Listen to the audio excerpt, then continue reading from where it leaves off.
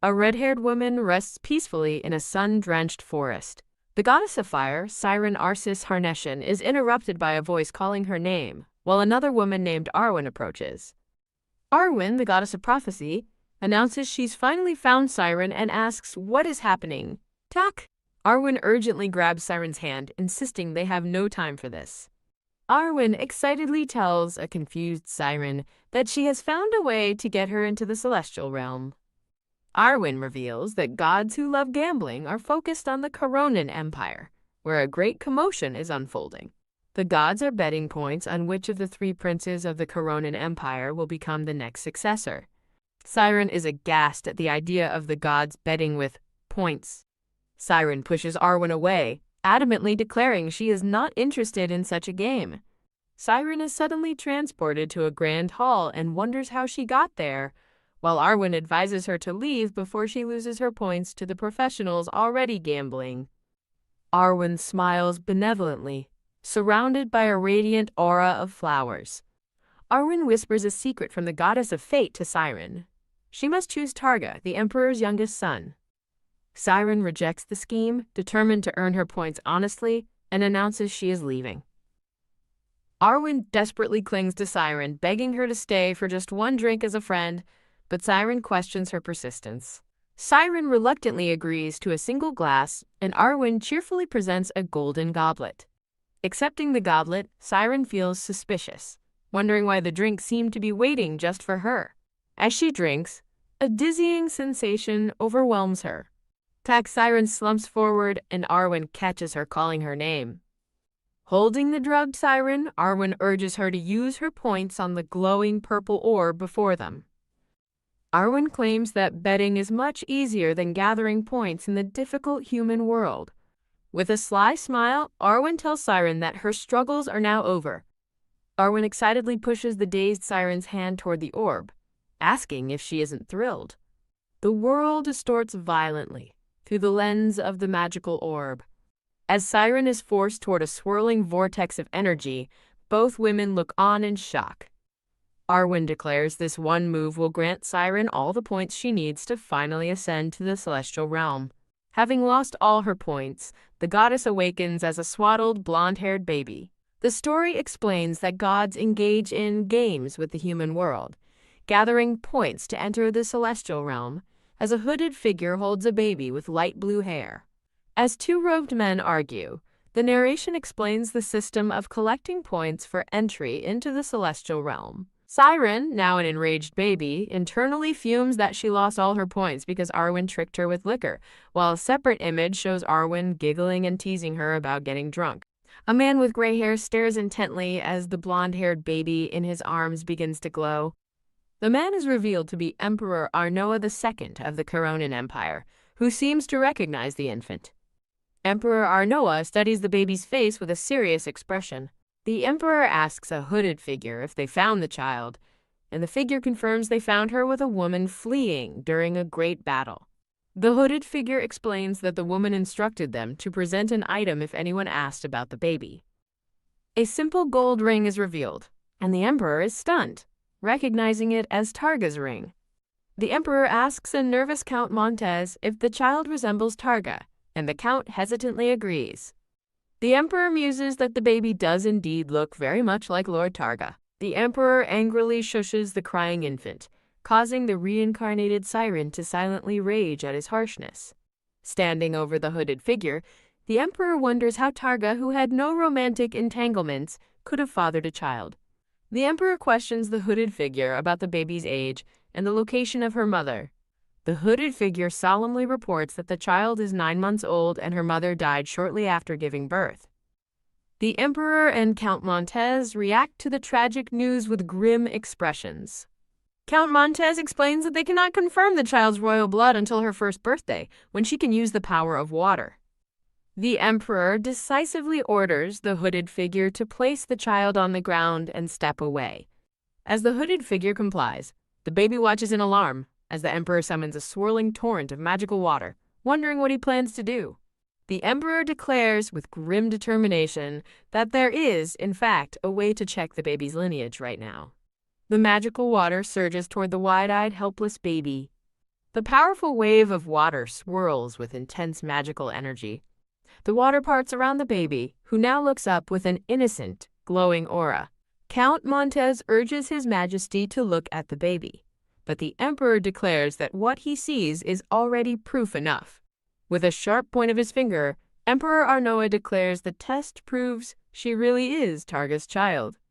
Wah! The baby, Siren, lets out a cheerful cry, much to everyone's surprise. Emperor Arnoa and Count Montez stare in stunned silence, wondering how this could be. The Emperor scolds the baby for being ill-mannered, while a vision of Siren's past self looks on as Arwen dismissively says, "Fine, fine." The Emperor orders Count Montez to take the child to Leighton Palace and await Targa's return from the battlefield for confirmation. A horse-drawn carriage travels through a dark, starry forest at night. Inside the rocking carriage, a maid watches over the swaddled baby, who is now in her care. Siren internally rages that she lost all her points in a single bet and now has only one path left to regain them. The narration explains that to win her points back, Siren must support Targa, the Emperor's illegitimate child, as she has now been reborn as his own. Baby Siren looks on with fierce, determined eyes, ready for the challenge ahead. The scene darkens, as a cruel voice from her memory asks if she still doesn't understand her new reality. In a flashback, a smirking Arwen taunts a fallen Siren, mocking her for once thinking she was the best in the world. Betrayed and furious, Siren's past self screams at Arwen, demanding to know how she could do this. Arwen coldly reveals she had to act like Siren's clueless friend for the past 900 years. Siren's eye widens in horror as she realizes the friendship she cherished was a complete lie. Ha ha ha, Arwen laughs, manically reveling in Siren's utter devastation. Standing over her, Arwen boasts about her incredible acting and how Siren completely fell for it. Arwen gently caresses Siren's face, whispering that she could never, ever stand her. She gloats about how long she's wanted to see Siren's face twisted in despair, as Siren seethes with silent fury. Arwen dismissively tells the defeated Siren she can just gather her points all over again. She then laughs mockingly, adding that it will only take a few hundred more years of playing those human games she likes so much. The memory fades as baby Siren shivers with lingering anger and hurt. The rattling of the carriage wheel startles her, and she wonders if she dozed off. The hooded figure holding her is met by a guard who announces their arrival at the palace, shocking Siren. Siren reflects on becoming a princess, hoping for a grand palace like in her past life, only to see the dilapidated state of her new home. A woman introduces herself as the maid to the hooded figure, but Siren internally panics, realizing the place is no better than an abandoned house. The hooded figure asks about the child's fate, but the maid simply reminds them that this is the imperial palace where the Majesty resides. TSK. The maid turns away with a look of disdain. The maid mutters what a hassle this is, prompting the enraged baby Siren to curse the arrogant woman. Siren despairs, realizing this game is the hardest level as she struggles just to survive, let alone achieve her mission. She silently screams in frustration, trapped and helpless inside her tiny, weak body. A hand gracefully sweeps away dust as a mysterious voice comments on what a mess the situation is.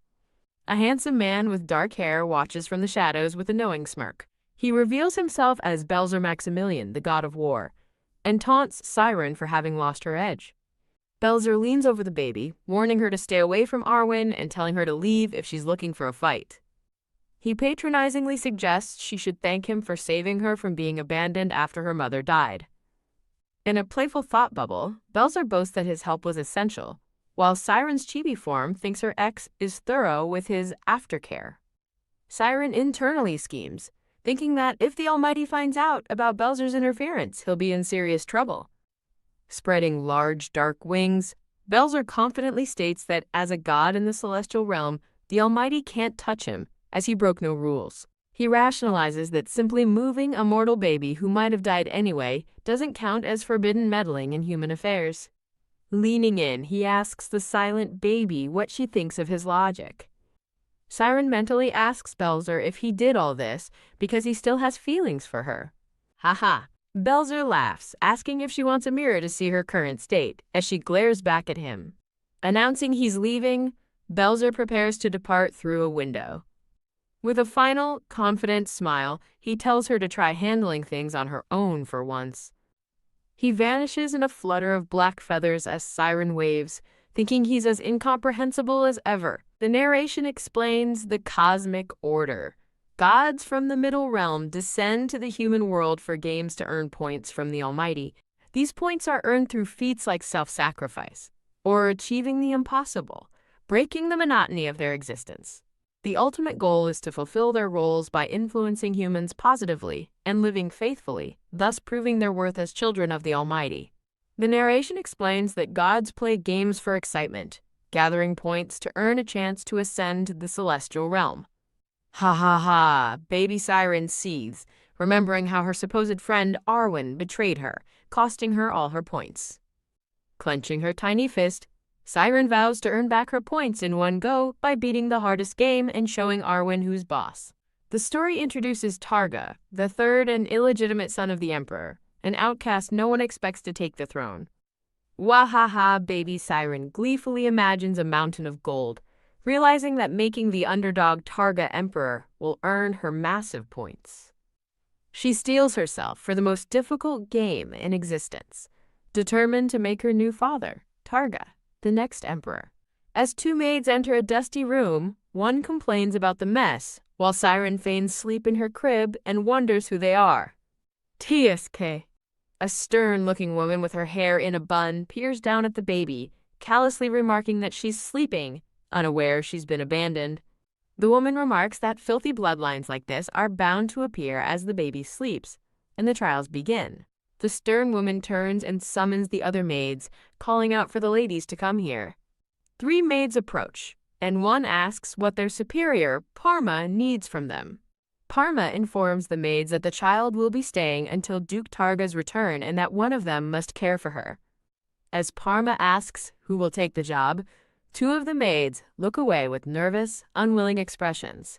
In a cute, stylized panel, Parma asks a maid named Cassie, who quickly protests that she can't do it. Another maid claims she's too busy, while the feigning sleep Siren inwardly fumes at being treated like a burden. Her eyes snap open as she wonders if she's so ugly that everyone is trying to avoid her. A brown-haired maid with kind, green eyes blushes as she gazes at the baby, lost in thought until she softly asks if there is an issue. Parma snaps at the dazed maid, shouting her name. "Rongren, can't you hear me?" Rongren apologizes to Parma, who TSKS, and mutters that she should have been more selective with her new hires. Seeing the maid's apparent interest, Parma assigns her to care for the baby, leaving the newly appointed caretaker stunned. When Parma asks if she doesn't want to, the maid quickly accepts, thanking her superior.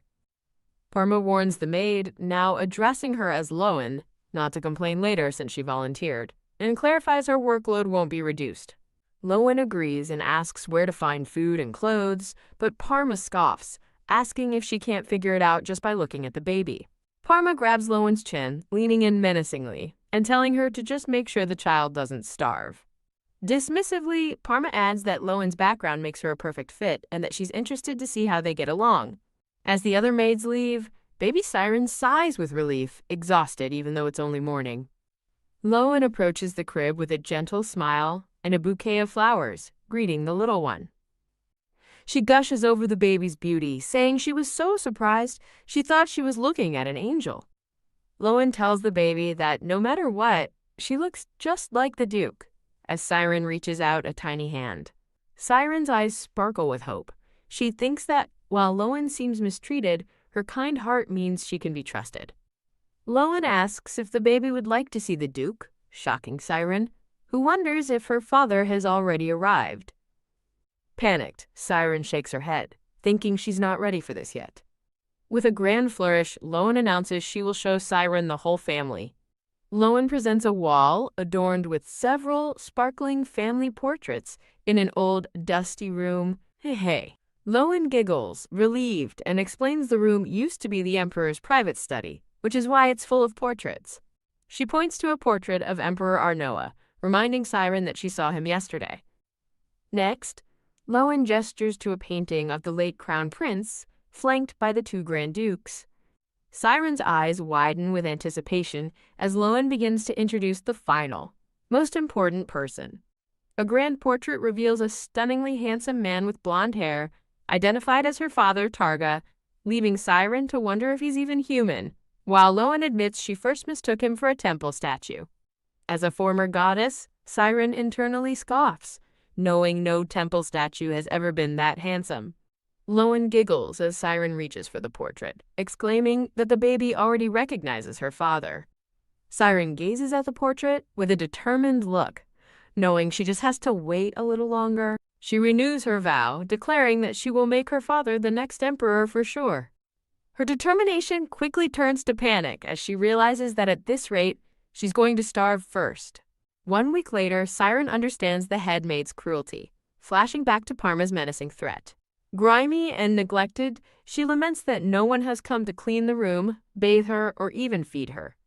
Lying in her dirty crib, she screams internally, realizing everyone has abandoned her to die, leaving her smelly and starving. Suddenly, the door bursts open as a voice frantically calls out to the little one. Rowan rushes into the room in a panic, carrying a basket and surrounded by a magical floral aura. "I'm so sorry," Rowan cries as she reaches the crib, apologizing for not coming sooner as the crying baby reaches for her. In a cute, stylized thought bubble, Rowan offers food while Siren mentally begs her to hurry up, thinking she's starving to death. Yummy Rowan spoon feeds the baby, who eats with blissful satisfaction. Holding Siren, Rowan apologizes for her plain food, wishing she could provide something better for the little one. Siren internally dismisses Rowan's apology, feeling immense gratitude for the struggling maid who is the only one caring for her. This hardship, she thinks, is actually a great opportunity. As golden coins float by, she recalls that the more difficult the situation, the more points the Almighty rewards. She muses that making an illegitimate child like Targa Emperor is a huge achievement, but doing it under these rough conditions, she grins deviously, realizing the points she'll earn will be unimaginable as she imagines women fawning over her. Rowan nuzzles the smiling baby, saying that when she smiles like that, it's hard to leave her. Looking at the mostly eaten plate of gruel, Rowan says she wishes for nothing else but to stay with her. She hugs Siren sadly, wondering if that would be difficult. Clenching her fists, Siren thinks that once a god, always a god, and she always repays her debts. She silently vows to pay back all grudges and wishes twofold. With renewed determination, Siren clenches her tiny fists. She mentally reassures Rowan not to worry and to trust her. The narration explains that the war intensified and the emperor and her father Targa headed for the border. 2 years pass, and a neglected toddler Siren sits in her crib, abandoned in the palace. She shivers in disbelief, wondering if her 2 years just vanished like a lie. The scene shifts to a military camp with tents and a bonfire. In a war room, a man reports to His Majesty that they are on the verge of conquering the Kirk's Highlands. A bearded man laughs, boasting that no defense can stand against the royal knights. The emperor asks if Targa was in the vanguard again, and the bearded man hesitantly confirms. He then asks if Targa vanished right after the battle, and the bearded man, thinking of him disappearing like the wind, slams his fist down, calling him a fool. The emperor rages, demanding to know why Targa fights to the death only to let others take the glory. The narration describes the feared Duke Burke Targa, known as the Master of Death or the Blood-Drinking Monster. He roams the battlefield with an aura-infused blade, only to disappear like the wind after a battle. The emperor sighs, complaining that Targa never joins victory parades and lacks ambition, while the bearded man asks him to hold his ground. TSK, the bearded man thinks that Targa is either ambitionless or has none at all, and wonders how he even managed to have another child. The emperor asks if the bearded man wants to go see the young lady now that the war is over, shocking him. The bearded man recalls the emperor staring at the young lady's palace, fussing over kids' food, and looking like a fool while thinking of her. Leaning over the map, the emperor complains that Targa left his children behind, while the aide notes he hasn't looked at another woman since the Duchess died. The old emperor laments his worries in his later years and resents the gods for his troubles. He recounts his family's woes. His eldest died young. His other sons are capable. But Targa is a battle-obsessed youngest who neglects his family, including a newborn of unknown origin. The emperor asks the count if the child truly resembles Targa, questioning her hair and eye color, while the count admits he cannot remember. The emperor tries to dismiss his concerns, but the count insists it's not a trivial matter. He explains that the young lady could carry the imperial bloodline, and for the sake of legitimacy, they must verify this with Targa. The emperor strokes his chin, agreeing that the aide has a point and deciding to proceed. The scene shifts to a grand, snowy palace. A hand asks the young lady to stretch out her arms. A grown-up toddler siren, now with her hair tied up, sits patiently. Rowan gushes over how cute Siren is in her new red dress. Rowan sadly wishes the young lady could have pretty clothes like other princesses, apologizing for only being able to make plain ones. Suddenly determined, she announces that since she got a raise, she'll buy fabric next time, but is cut off by someone shouting, "Rowan Green!" Parma storms in, berating Rowan for dawdling and wasting time while Rowan protests she needs to change the young lady's clothes. Parma announces that the emperor is coming soon, shocking Siren. Parma orders a flustered Rowan to go borrow proper clothes from another palace, refusing to let the emperor see Siren as she is. Eek!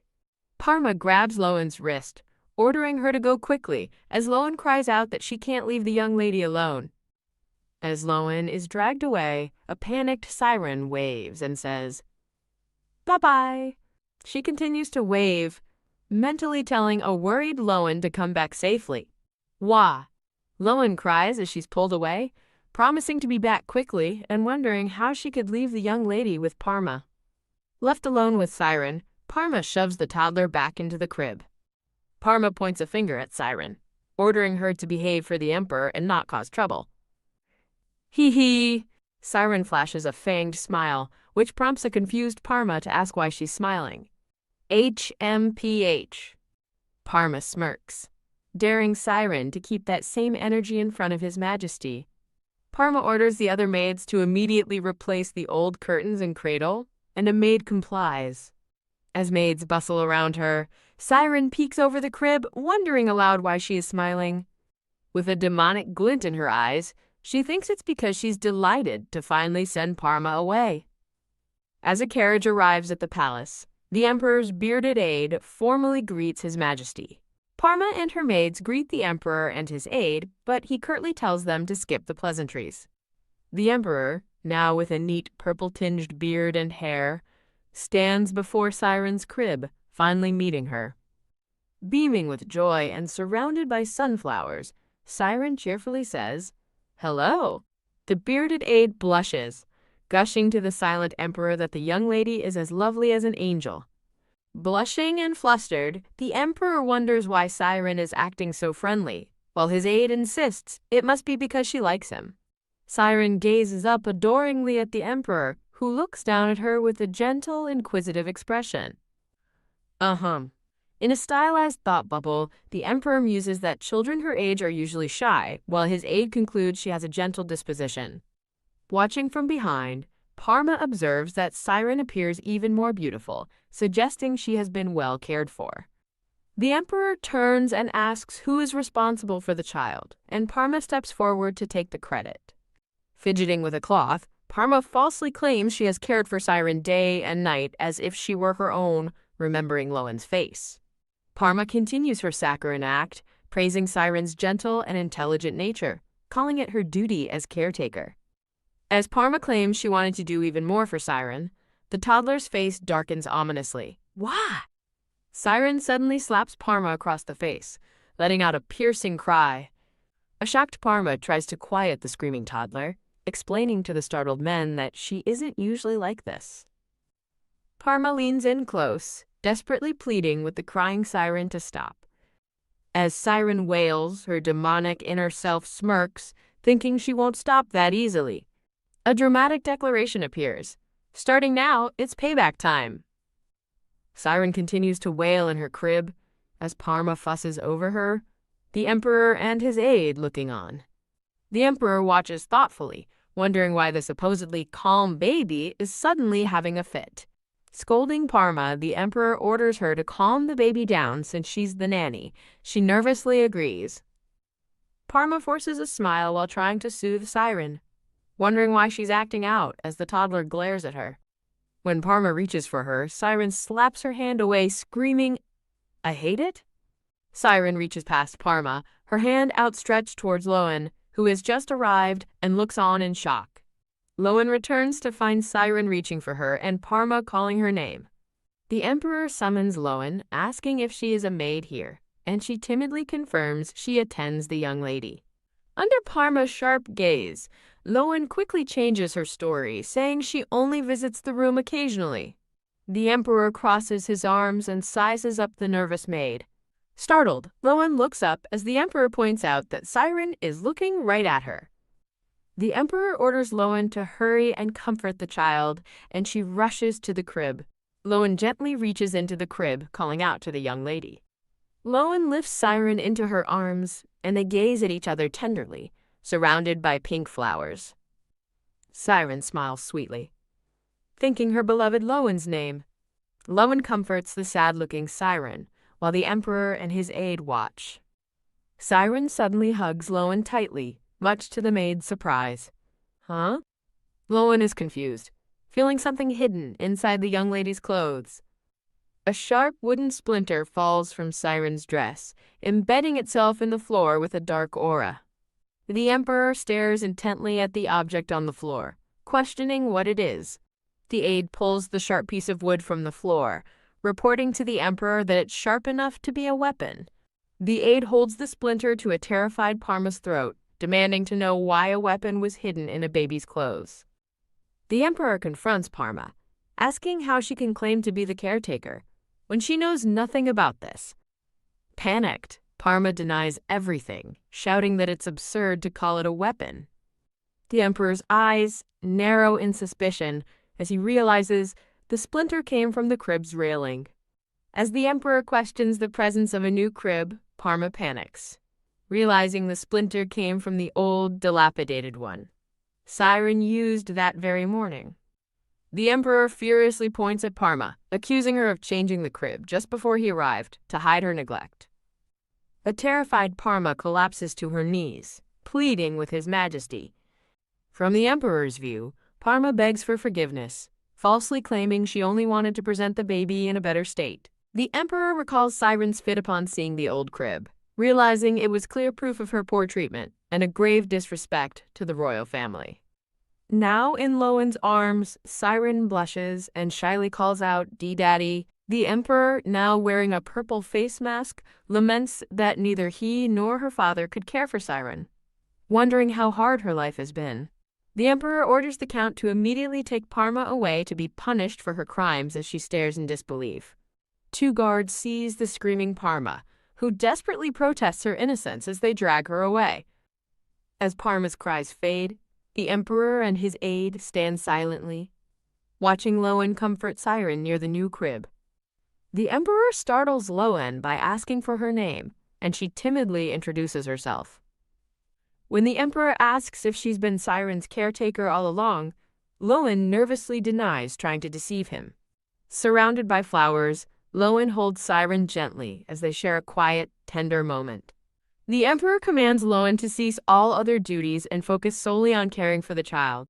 Rowan bows deeply, vowing to serve the young lady with her life on the line. Rowan happily tells Siren she is relieved and that the goddess helped them, while Siren privately cheers that Rowan's attitude will surely earn her a bonus. Snuggled against her maid, Siren thinks that while faithful Rowan believes this was a lucky coincidence, it was all part of her plan. Siren recalls her plan unfolding, remembering the moment she made eye contact with the emperor. In a flashback, Siren remembers channeling her power, sending a vision of water toward the emperor. She knew the emperor hesitated to throw the water at her, but that he would ultimately be unable to ignore her vision. Siren thinks that placing her in a hidden corner of the palace, rather than at the duke's estate, presented a huge opportunity to exploit. Reaching out, Siren thinks that her plan is not yet over, and calls out to her grandfather. Siren beams, joyfully reaching for the emperor and shouting, "Grandfather!" The stunned emperor and his aide watch as the aide points out that the young lady wants to hold his majesty's hand. The emperor is flustered, but his aide urges him to take his granddaughter's hand. The emperor stands frozen with uncertainty as Rowan holds the eagerly reaching Siren towards him. Siren keeps reaching, mentally encouraging him, thinking they've almost crossed the finish line. As the emperor remains motionless, Siren internally implores her grandfather to please take her hand. Frustrated by his hesitation, Siren internally calls her grandfather clueless as a vision of a grand, intricate city flashes. He finally takes her tiny hand, only to pause and awkwardly ask if she is a girl or a boy. A flash of purple energy crackles in Siren's eye as she seethes with rage at her clueless grandfather.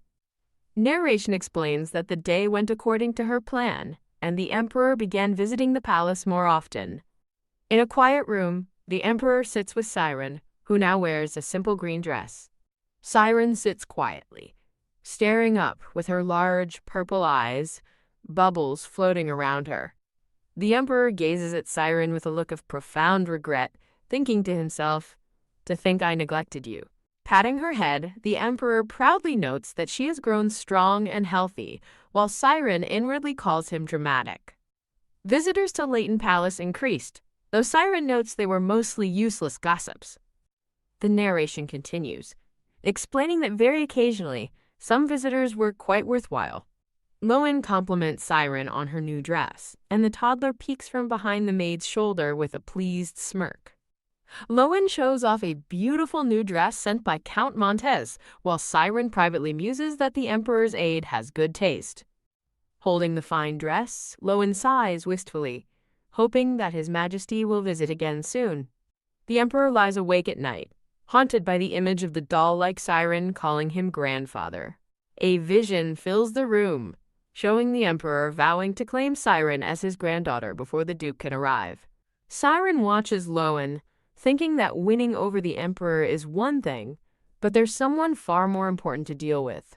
She gazes at a golden-framed portrait of a handsome, blonde-haired man, identifying him as her father, Targa. Siren wonders if her unresponsive father is dead and hopes he comes back alive, as Rowan happily reveals the treasures in the room belong to the emperor. Rowan observes the precious golden artifacts, noting she just learned of their value and must be more careful cleaning them. The sound of elegant footsteps echoes as a woman in a pink floral dress approaches. A maid stands at attention, startled as the visitor remarks that this is only Leighton Palace, despite Siren being brought here by the emperor. The woman, identified as Grand Duchess Triana, scoffs dismissively, saying she doesn't need to see things to know their state. A maid explains to Grand Duchess Triana that the emperor insisted Siren was Targa's child, giving him no choice but to place her here. The Grand Duchess tells Siren not to worry, while the toddler internally questions the reason for her sudden visit. As another maid attempts to introduce herself, the Grand Duchess sharply cuts her off with a snap of her fan. A tense silence falls as the Grand Duchess stands before the small child. The Grand Duchess grips Siren's chin, questioning why His Majesty would come all this way to see her. A maid reminds the Grand Duchess that His Majesty granted the Grand Prince's residence in Clayton Palace to Siren. The maids discuss the powerful Marquis Milo's family and their distinguished lineage, noting the family's children can't be compared to an unknown child like Siren. While the Grand Duchess and her maid agree, Siren fumes, shocked they would say such things in front of her. The conversation is interrupted as two young boys burst into the room, shouting for their mother. The Grand Duchess greets her sons, Thebe and Harmal, who have just arrived and are clinging to her. Peeking from behind his mother's skirt, one of the boys points at Siren and asks, "Mom, is this her?" The boy declares Siren is the monster daughter, as a dark, ominous aura surrounds the toddler. His brother trembles, pointing out her red eyes are just like a monster's. The Grand Duchess warns her sons, Thebe and Harmel, to stay away from the creepy child and not cause a scene, or they'll be grounded for a week. Ignoring his mother, one of the boys grabs a fine dress, mocking the monster daughter for having such nice clothes. Siren fiercely grabs the dress back, shouting that it belongs to her. The two children engage in a tug-of-war over the dress, as Siren thinks he's picked a fight with the wrong person. Rowan timidly asks the young master to return the dress, explaining it was a gift from Count Montes. Without warning, the Grand Duchess brutally slaps Rowan across the face. As Rowan stumbles from the blow, a horrified Siren screams her name. In retaliation, Siren bites the Grand Duchess's hand, who cruelly notes how precious the maid is to her. With a look of pure rage, the Grand Duchess commands Siren to let go. The Grand Duchess furiously repeats her order while Siren and the boy continue their tug-of-war. Realizing her defiance will only lead to more humiliation for Rowan, Siren reluctantly lets go of the dress. The boy smirks triumphantly, calling Siren an idiot for giving up so easily. He dangles the dress just out of her reach, mocking her for her stubbornness. The Grand Duchess informs the kneeling Rowan that she will be punished by attending lessons at Clayton Palace. When Rowan protests that the Emperor ordered her to care for Siren, the Grand Duchess glares, asking if she's using His Majesty as an excuse. The Grand Duchess dismisses Rowan's concerns, ordering her to appear tomorrow before leading her sons away. Left alone, a tearful Siren clutches Rowan's apron, softly calling her name. Rowan embraces Siren, apologizing for being too powerless to protect her. Cradling the child, Rowan expresses relief that Siren is too young to understand what just happened. Rowan tearfully asks Siren to forget the horrible scene, hoping it doesn't scar her heart. With dark resolve, Siren vows to remember this humiliation forever. In a later scene, Rowan tells Siren she will be right back, asking her to play nicely with her doll. Framed by daisies, Rowan stands in the doorway with a determined expression before leaving. Siren waves goodbye, cheerfully telling Rowan to go, while the maid glances back worriedly. Waving her doll, Siren internally notes how she calmed Rowan down and wonders who Engie is. As a door creaks open, Siren thinks she understands why Rowan is so worried. The two boys, Thebe and Harmel, peek in, confirming Rowan is gone and mocking her for crying. The boys advance on Siren, smugly asking if she's ready to play again today. Narration explains the boys visit daily after Rowan leaves, which is the true source of her worry, flashing back to Rowan being slapped. Bam, two pieces of wood smashed together violently.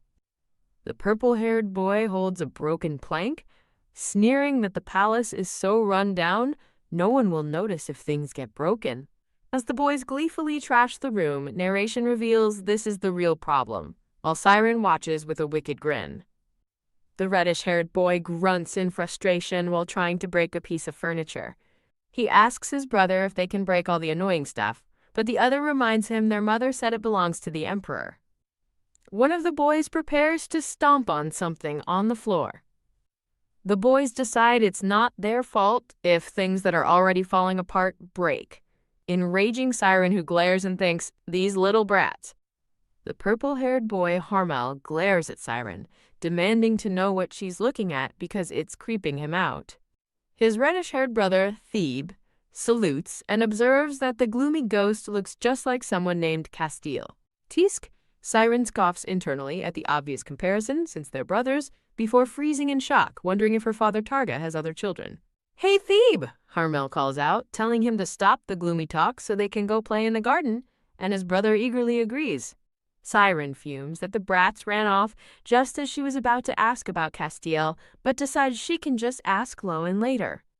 With a soft thud, Siren's hand closes around a piece of wood, her plan for vengeance set in motion. Looking up with a fierce glint in her eyes, Siren internally declares that it's time for revenge on the little punks. Holding a wooden plank, Siren recalls her plan. She has perfectly memorized their routine, knowing Rowan and the boy's maid will come looking for them at lunchtime. Crash Siren begins her work, smashing a vase against a cabinet and thinking that now is the perfect time for revenge. With a powerful swing, she brings the wooden plank down, shattering an ornate treasure. Crack! The plank shatters a golden artifact before a precious purple crystal orb falls and shatters on the floor. Panting from the effort, Siren wipes her mouth with her hand and declares, "I'm ready." In a series of panels, Siren struggles to push over a heavy vase, urging it to fall and musing that for a 2-year-old body this is pretty good. Her head snaps up as a maid's voice echoes from the hall, calling for the young master. Harmel and Thebe burst into the room with their flustered maid in tow, who begs them to stop as Harmel celebrates getting there first. The maid looks on in stressed disbelief, reminding the boys they need to prepare for tonight's banquet. Kia. The maid lets out a piercing scream as she and the two boys stare in horror at the completely destroyed room. As the maid stammers in disbelief, Rowan arrives with a man and asks what all the commotion is about. A shocked voice exclaims over the wreckage in the young lady's room, the floor littered with shattered, priceless artifacts. Rowan rushes past the debris, anxiously asking Siren if she's all right. Siren throws herself into Rowan's arms, exclaiming she's glad to see her while privately thinking she's unhurt but out of breath from hiding. The boy's maid furiously scolds them for destroying the room out of hatred for the young lady, while Siren sits innocently in her crib. "What?" the boys shout back indignantly, threatening to have the lowly servant thrown out of the palace for daring to lecture them.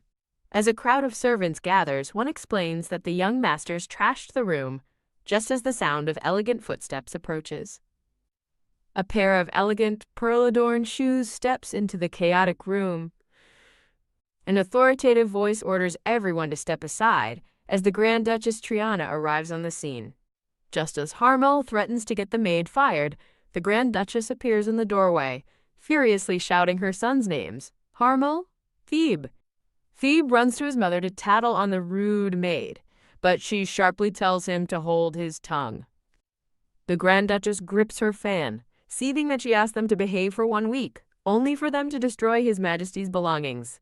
"Mother, you're an idiot!" the boys shout up at her, protesting their innocence and asking why she's yelling at them. Looking at the broken vase, the Grand Duchess asks her sons skeptically if they are absolutely sure they didn't do this. She confronts Harmel, demanding to know who did it, but he frantically insists he doesn't know, and the room was already a mess. With a narrowed, calculating gaze, the Grand Duchess concludes that this must be a setup. "Guards," she commands, ordering them to search the area immediately, much to a nearby guard's confusion. Before the search can begin, the Emperor appears, asking the Grand Duchess what the rush is before he arrived. His authoritative voice echoes through the room as he demands, "Now tell me, what's all this commotion about?" In a moment of panic, the Grand Duchess realizes her children have been framed and that she must act quickly before His Majesty arrives, but it's too late. The Emperor's imposing presence fills the room as he repeats his demand for an explanation. He stands with his back to the viewer, his dark cloak casting a shadow over the tense scene with the Grand Duchess and her maid. The Emperor glares down at the Grand Duchess, reminding her it was her idea to go on an inspection, yet she couldn't even watch her own children. He then turns to a mustachioed man, commanding him to speak up if he has something to say, and the startled man stammers, a father, this is." The Emperor's aide kneels before him, gravely reporting that the treasure chest from Aragon, the statue from Delman, and Master Iblon's crystal orb have all been destroyed. As Rowan checks if she's hurt, Siren pouts, internally complaining that if the legendary future-seeing orb was so valuable, they should have guarded it better. Harmel Thebe, the Emperor, roars, his patience exhausted, as he demands they tell him the truth right now. "Mom," the boys cry, running to hide behind the Grand Duchess in fear. The Grand Duchess shields her children, trying to de-escalate the situation by insisting it's not as dire as it seems and that her children are innocent. A hand points accusingly towards Siren, and Rowan, as a voice suggests, they just blame that child for the mess. Surrounded by a cascade of flowers, Siren puts a finger to her lips, coaching herself to play innocent and act as naive as possible. The Emperor points a decisive finger, ordering a guard, over there, who immediately snaps to attention. The Grand Duchess panics, realizing that the only people who came and went all morning were the Grand Duke and his maid, leaving no other suspects. The Emperor glares furiously, scolding the Grand Duchess and the mustachioed man for their arrogance every time they visit the palace. As the two flinch, the Emperor's voice continues to berate them from off-screen, expressing his deep disappointment in their behavior. The mustachioed man timidly defends his children, pleading with the Emperor to show more trust in their bloodline and treat them with care. With a dark, thoughtful expression, the Emperor scoffs at the mention of bloodline, agreeing ominously that he should take better care of it. He then turns his heavy gaze towards Siren, who sits quietly in her crib, Siren internally questions the word bloodline before erupting in silent cheers, praising her grandfather for his unexpected support. The Grand Duchess protests that the child's origins are unclear, but the Emperor furiously cuts her off, questioning how she dares speak of bloodline now. He gestures to the wreckage, angrily asking if her troublemaking children are truly better than the quiet child before them. The mustachioed man stammers helplessly, asking what can be done, as the Emperor declares the boys will be disciplined and barred from this place. The man nervously suggests assigning guards to keep the boys in Clayton Palace, but then questions if such measures are truly necessary. The Emperor delivers a stunning command to the man: change the palace. He cruelly reasons that since the palace is already falling apart, it's the perfect playground for his destructive grandsons. Holding her sons, the Grand Duchess cries out that his decision is outrageous, refusing to let her children live in such a rundown place. The Emperor coldly challenges her, asking if she'd prefer they live in his own palace instead. Stunned into silence, the Grand Duchess stammers that it's not what she meant. The Emperor dismisses them, canceling dinner and ordering the palace change to be made immediately before striding away. Harmel and Thebe throw a fit, screaming their refusal to live in the dump and crying to go home. A soft voice calls out to the young lady, and Siren turns to see who it is. Rowan stands there, beaming with a large bag on her back, ready for their new life. The boys spot Rowan and cry out in desperation, begging her not to leave them behind. Siren gloats internally over her successful revenge as the boys whine, blaming their mother and calling Siren a ghost. A grand, sparkling new palace stands ready for its new occupants. The interior is revealed to be just as luxurious and opulent. A new maid cheerfully greets Siren with a golden pitcher, wishing her a good morning. Siren greets Rowan, who marvels at the beauty of their new home, still in awe after several days.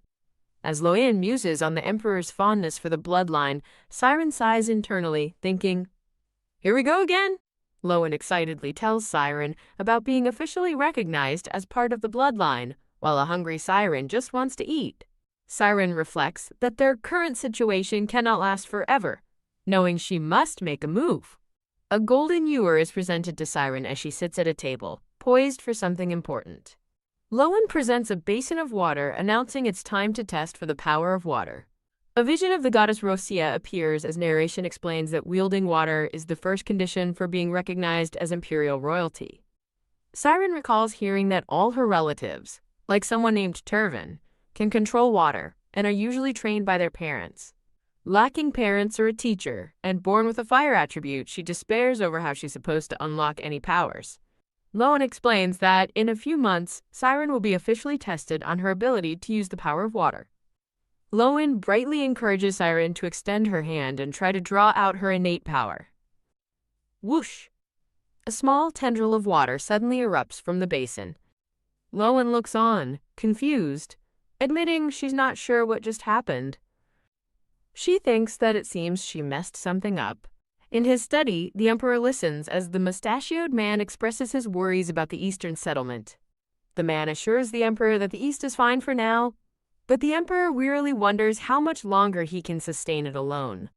The Emperor laments the lack of a proper successor, but flinches when the man suggests Targa as the strongest candidate. He explodes in frustration, raging about Targa abandoning his home to kill demons instead of using his power to save his people. A title card introduces the power of goddess Roskia, as an ethereal hand manipulates an orb of water. This power, a gift to the first emperor Eclipse, is the foundation of the Karanan Empire.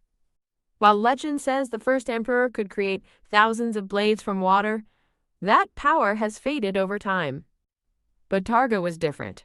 A vision shows him as a young boy, effortlessly wielding a powerful water orb. Narration reveals the high priest determined Targa's power echoes that of the first emperor, a potential not seen in generations. Everyone believed Targa could master all three aspects of water's power, filling the empire with hope and anticipation. Back in the present, a high priest stands before the emperor, who asks in shock, "What? Targa refuses to train?" The high priest reports to a troubled emperor that Targa seems to have no interest in his abilities at all.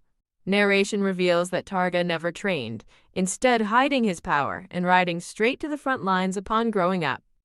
The Emperor asks the mustachioed man for any word on that boy, and the man reports that traces of Lord Targa were found near the Forest of Beasts. The mustachioed man playfully accuses the Emperor of being distracted by his adorable new granddaughter, causing the Emperor to look flustered. The Emperor admits he was thinking of Siren, and the man confesses his envy, praising the Emperor for having such a sweet granddaughter while he only has grandsons. Tapping the desk, the Emperor muses that after a life surrounded by sons and grandsons, the idea of a girl in the family never crossed his mind. He proudly declares that the clever and endearing young Siren takes after him, as visions of her as a toddler and a baby appear. The mustachioed man suddenly asks if he may visit Clayton Palace, startling the Emperor. When asked why, the man grins, explaining it's because the young lady is so adorable, and he has something to deliver to her. A beautiful, intricate lace baby dress is presented as a gift.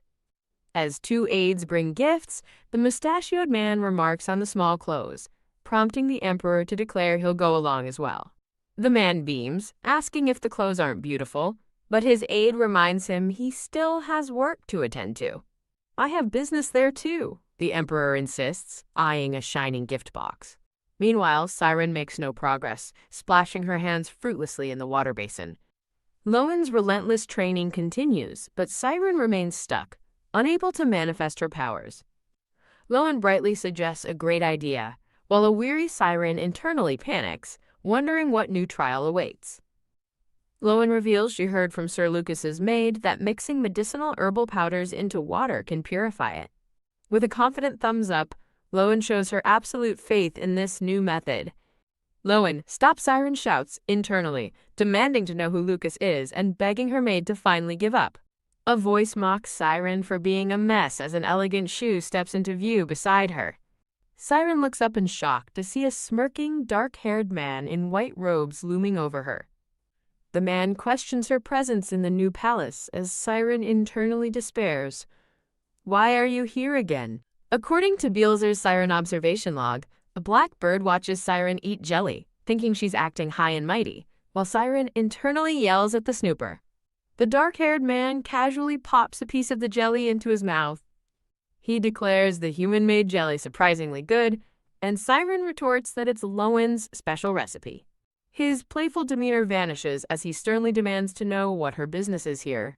He leans in, revealing that a woman named Arwen is looking for her. A large, black wing spreads as the man scoffs at the nerve of Arwen, claiming to know her reasons better than Siren does. The man transforms into a large black bird, warning Siren not to underestimate that wench, just as Rowan's cheerful voice announces her arrival. Rowan enters the room, her happy expression turning to one of wide-eyed confusion. She panics, shouting about the sudden appearance of a bird, which now looks visibly nervous. Rowan furiously brandishes a broom, threatening the damn bird for bothering Siren, as the birdman declares he's taking Siren down. Siren watches the chaotic scene, concluding that the creature isn't a divine bird, just a big, strange one. A vision of a serene, silver-haired woman named Arwen appears, repeating the ominous message that she is looking for him. As the water in the basin ripples, Siren realizes that with Arwen now threatening her, she has no time to waste. With Rowan standing by with a broom, Siren sits with renewed focus before the golden basin. Rowan clasps her hands in delight, believing the young lady has finally understood her desperate feelings. Rowan offers to pour in the herbal powder, and Siren quietly agrees, nodding her head. Siren pours the green powder into the basin, determined to be acknowledged as imperial bloodline to secure the Emperor's protection. Surrounded by glowing magical glyphs, she concentrates fiercely, knowing she absolutely must succeed to protect herself and Rowan. Rowan watches her young lady's intense effort, cheering her on with anxious hope. Rowan suddenly looks up, remembering to ask about the guest she had mentioned would be arriving. As the door creaks open, a calm voice observes that they look busy. A handsome, dark-haired young boy in a fine suit appears in the doorway. The boy, introduced as Lucas, the Carrick's Grand Duke's eldest son, enters and asks if he's arrived at a bad time. Rowan apologizes for not greeting him sooner, but Lucas graciously insists it's his fault for coming unannounced. Siren stares, putting the pieces together and realizing this boy is the Grand Duke's son, Lucas. Lucas kneels down before Siren, meeting her at eye level in a gesture of respect. He tells her that he's heard she is Uncle Targa's daughter, noting the resemblance and that he recognized her immediately. He offers a gift, asking if she likes cream jelly, and Siren listens intently, her eyes wide. Despite the kindness shown to him, the dark-haired boy Lucas feels a strange and deep discomfort in the palace. Lucas tells Siren he came to help, and she gratefully tells him she was just about to use his gift. Lucas notes her lack of progress, patting her arm and suggesting she's still too young, then invites her for jelly. A spark of light appears as his hand touches her arm over the ornate golden basin. Siren's eyes widen as she realizes what he's doing, internally questioning if this is what she thinks it is. Lucas is startled as the Emperor and the mustachioed man make a sudden entrance. As Lucas stands to greet his grandfather, Siren's hands hover over the golden basin, which begins to glow. Bang! A large surge of green, sparkling water erupts from the basin, shocking Rowan and Lucas. The Emperor asks if everyone is all right, while Lucas, hiding his suspicion that the surge was deliberate, explains he just stopped by to check on the young lady. Bowing to the Emperor, Lucas apologizes and takes his leave for class, and the Emperor dismisses him. As the Emperor glares, Siren internally complains about Lucas causing more work for Rowan before leaving. Siren muses on a strange pattern. She's always asleep for the Emperor's visits, but wide awake for Lucas's. A chibi Emperor watches Siren eat, commenting on how she picks only the sweets and is still tiny. The mustachioed man chuckles, telling the Emperor it reminds him of a young Lord Targa, as Siren internally fumes over the fuss they're making. The mustachioed man announces he has brought a gift for the young lady. He presents a lovely, handmade baby dress with lace, a gift from his wife. Rowan squeals with delight over the adorable dress, but as she moves to have Siren try it on, the Emperor sternly tells her to wait. The Emperor reveals his own gift, a magnificent and ornate glowing box. Siren and Rowan can only stare, captivated, as the brilliant gift box is opened. Both Siren and Rowan stammer, utterly shocked by the contents of the Emperor's gift. A delicate, high-quality fabric rustles as the gift is lifted from the box. Siren now stands transformed in a beautiful, elaborate white dress with rich red ribbons and accents. Weeping with joy, Rowan declares that the young lady looks like a stunning angel. A beaming woman asks Siren to turn for them, while the mustachioed man asks His Majesty when he prepared such a thing. The Emperor gloats that his gift is from the imperial tailor, while the mustachioed man fumes that his, made with love, was outdone. Rowan presents Siren to the Emperor, asking him if the dress doesn't suit her perfectly. The Emperor looks down, observing Siren in her new dress with a serious expression. Siren looks up at the Emperor, her bright purple eyes meeting his gaze expectantly. The Emperor's intense gaze meets Siren's innocent one. The Emperor gruffly admits the dress suits her very well, while the mustachioed man encourages a shy Siren. Rowan eagerly prompts the young lady to thank His Majesty, reminding her to use her etiquette training. Siren panics, having not paid attention in her lessons, as the Emperor and the mustachioed man challenge her to demonstrate her formal manners. Deciding to rely on cuteness if she fails, Siren takes a determined step forward. With a little wobble, Siren performs a perfect, adorable curtsy. Ack! She suddenly chokes and stumbles, falling forward. Oh no. The Emperor and the mustachioed man lunge forward in panic, crying out Siren's title. The mustachioed man catches Siren just in time, holding her as the Emperor looks on in shock. Phew! Siren opens her eyes and brightly thanks Count Montez for his gift. Overcome with joy and affection, Count Montez covers his blushing face. The Emperor watches the exchange, remarking that one can always tell when a gift is given with sincerity. Gritting his teeth, the Emperor glares angrily and mutters the name. Montez! Crash! At a dinner table, a fork is slammed down as a voice shouts, "You there!" Two men at a dining table gossip about how Count Montez was put under guard for a week, just for arriving early. A young man with dark hair, identified as Second Prince Carix, smirks, glad the uptight old man is gone. A woman in purple warns him not to take it lightly, noting the emperor's harsh action is significant. The prince calmly continues eating his meal, seemingly unconcerned. The woman in purple presses him, revealing she knows he visited Clayton Palace and demanding to know why. Prince Carrick smiles, admitting with a sly look that he was simply curious about that child. As the woman in purple takes a drink, the prince vaguely dismisses her concern, saying he went just because. Prince Carrick leans forward with a knowing smile, repeating that he was curious about that child. The woman in purple questions her cousin's actions, asking why he'd waste time on a young, lone child with his responsibilities. She urges the young man, whom she calls Lucas, to restrain his considerate nature and focus on purification training with Cameline. A memory shows a robed wizard as the woman reflects on the symbolic weight of formal imperial training, which her son has already completed. She adds with a smile that his actions create a favorable impression, but Prince Carrick interrupts, calling her mother. With a sly grin, Prince Carrick leans in and asks his mother who told her he went to Clayton Palace. In another room, a dark-haired man is asked by his aide about a new maid named Ellie, just as another servant announces a guest has arrived for his grace. The man suggests to the woman in purple that they greet the guest together, but she's surprised by the early arrival. The woman bids Lucas farewell, telling him to enjoy his meal as she departs, and he wishes his mother well. As Prince Lucas sits alone, a hooded figure approaches him from behind, calling his name. A man with reddish-brown hair smiles, announcing that the dessert he mentioned before has been prepared. A fancy dessert sits on the table as the man hopes it suits his taste, while an unseen person confidently replies that it should. A sinister voice remarks that no one who has ever tasted the dessert has had a single complaint. The scene shifts to an aerial view of a grand and sprawling estate. Elsewhere, Siren, in a new blue dress, is being fed a small cookie. Rowan praises the young lady for eating so well, and a delighted Siren exclaims how delicious it is.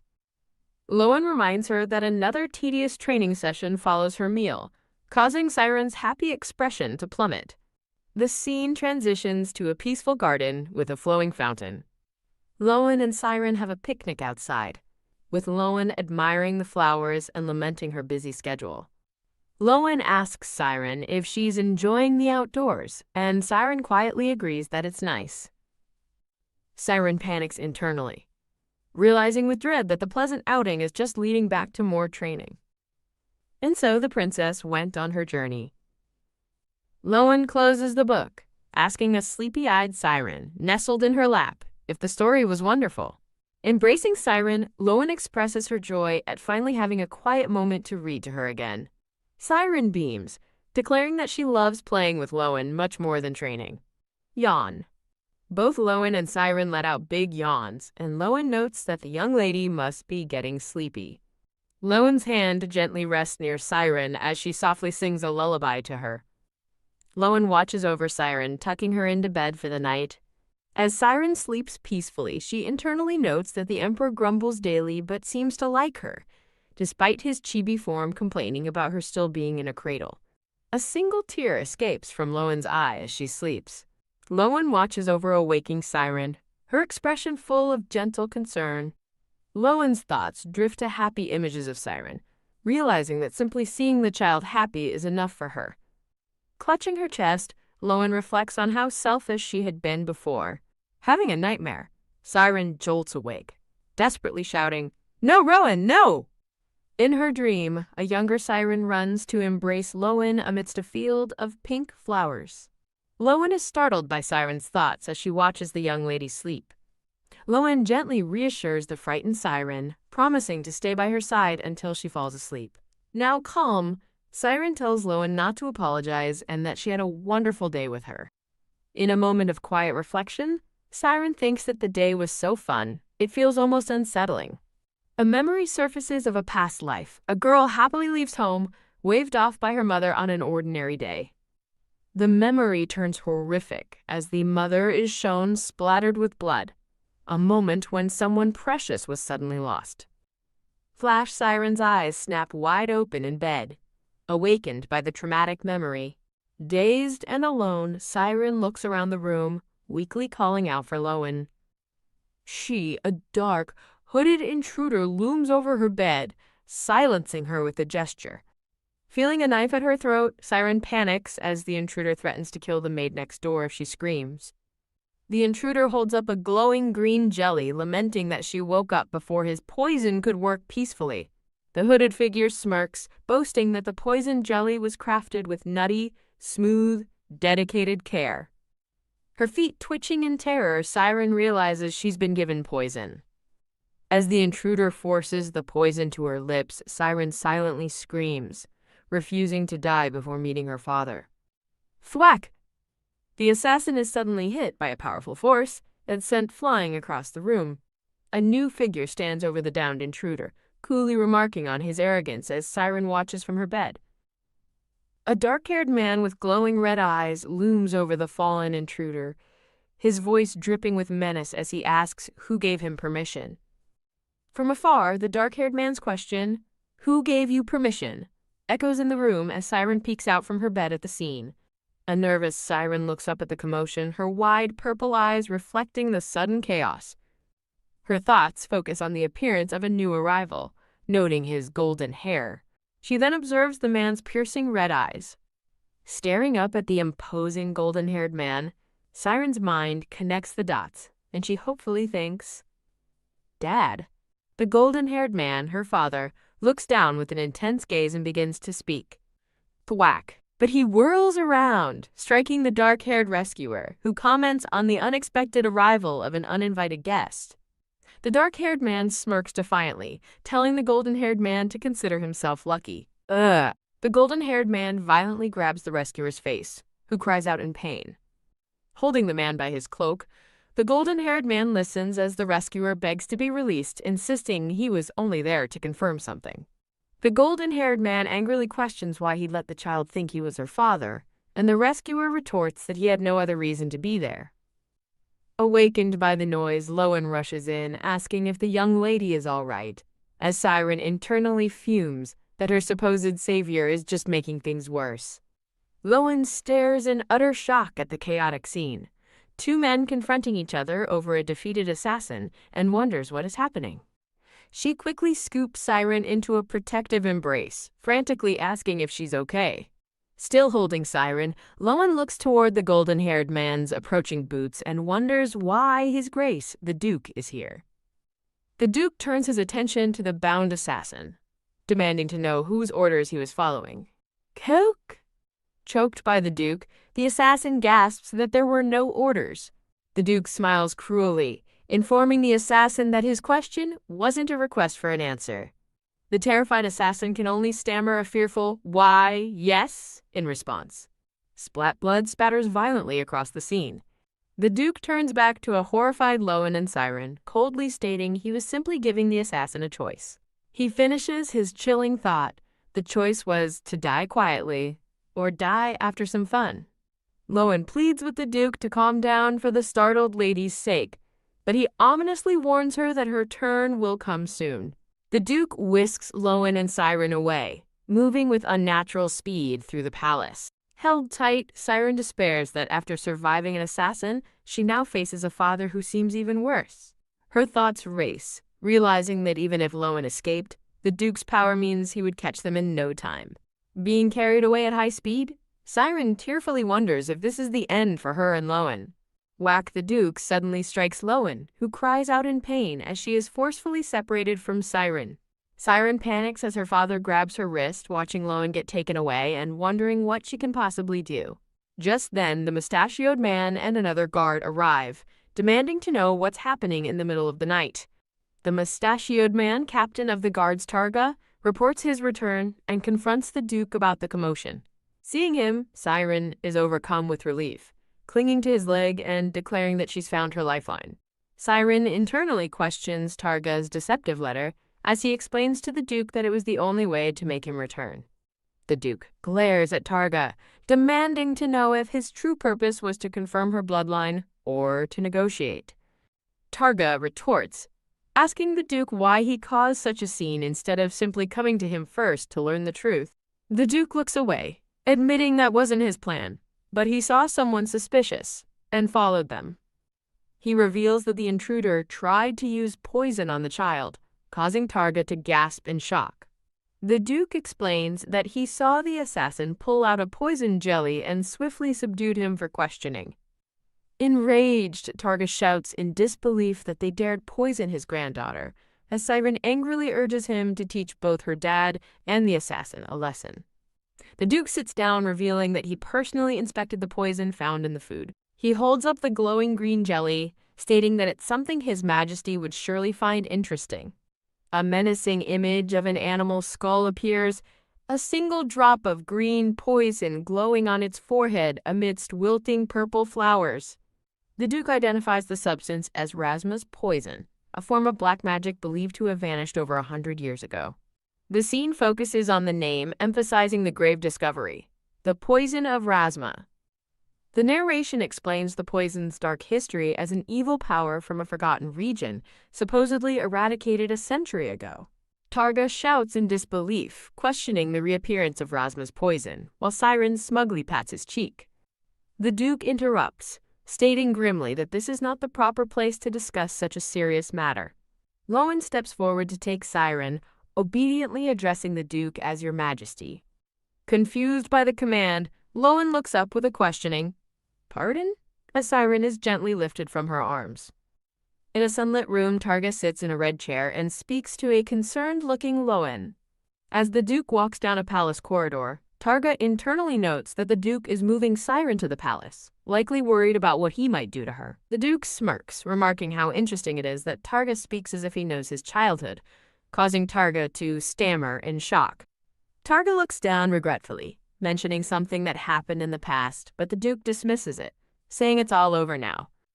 The Duke turns away, declaring that they have more pressing matters at hand. A gray-haired guard reports to the Duke that they finished their investigation, while Targa furiously questions how an assassin could have breached security. The Duke asks about the intruder, and the guard somberly reports that after being questioned, the man had a seizure and died. Shocked, Targa exclaims that he thought the assassin was alive, and the Duke grimly confirms that he was. The Duke draws his elegant sword with a steely expression. Thwack. The blade is shown piercing the already dead assassin's body. The Duke reveals that the assassin took his own life using the poison of Rasma. Targa reels in disbelief, stating that Rasma was wiped out, but the Duke coldly replies that his sword tells him otherwise.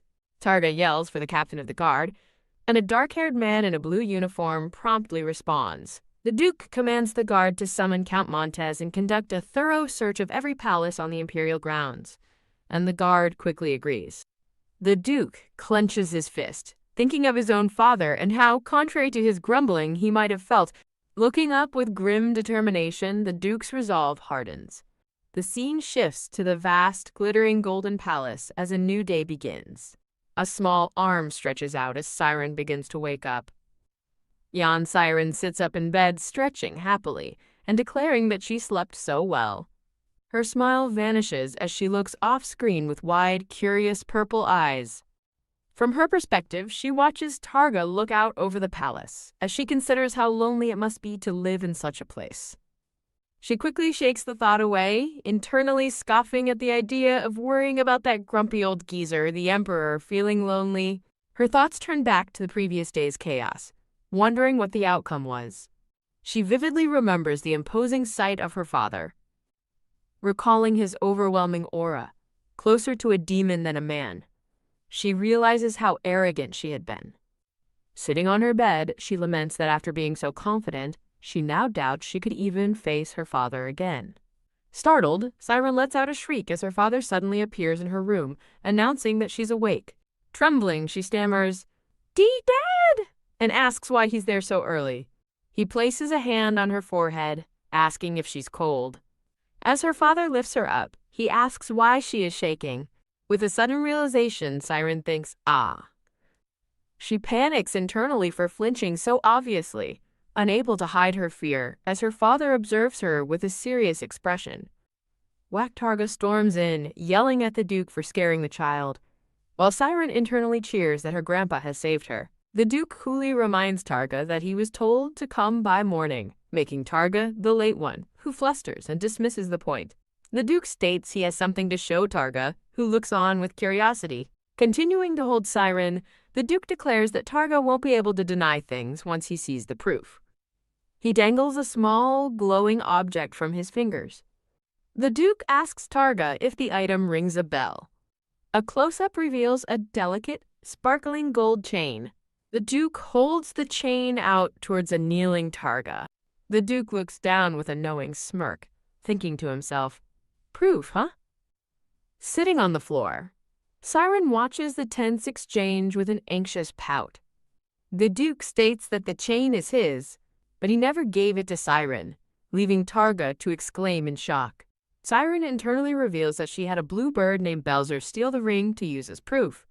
Glaring at her father, she mentally tells him this is payback for abandoning her mother, insisting that she is his daughter.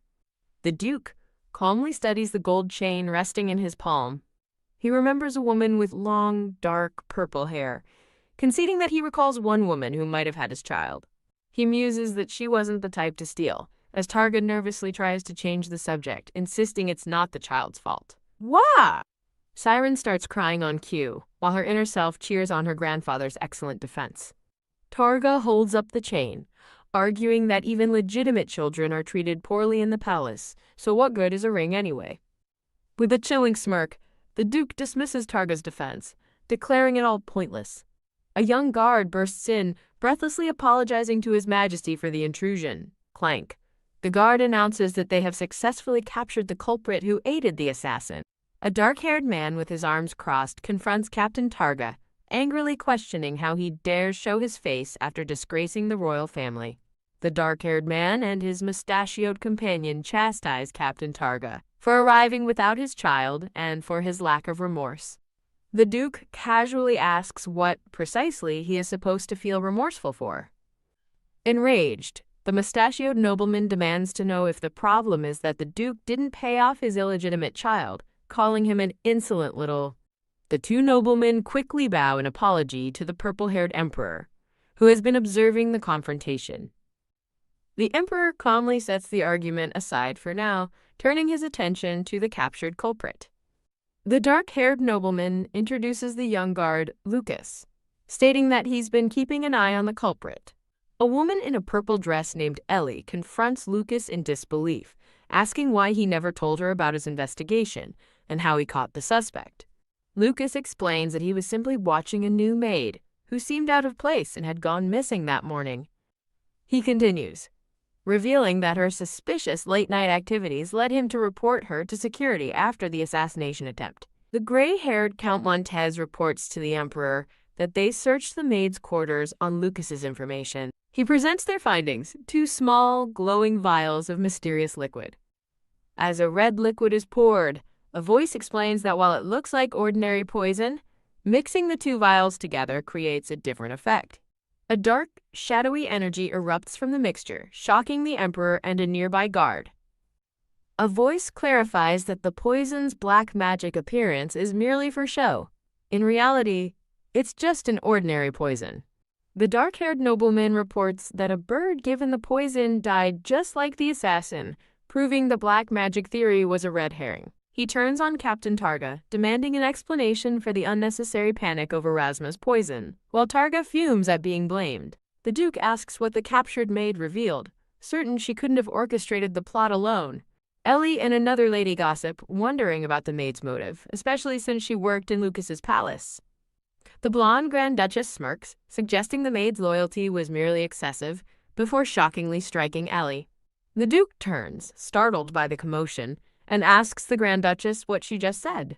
The Duke violently grabs Captain Targa to stop him from leaving, shoving aside a guard who tries to intervene. Blocked by the Duke, the dark-haired nobleman furiously demands he get out of his way.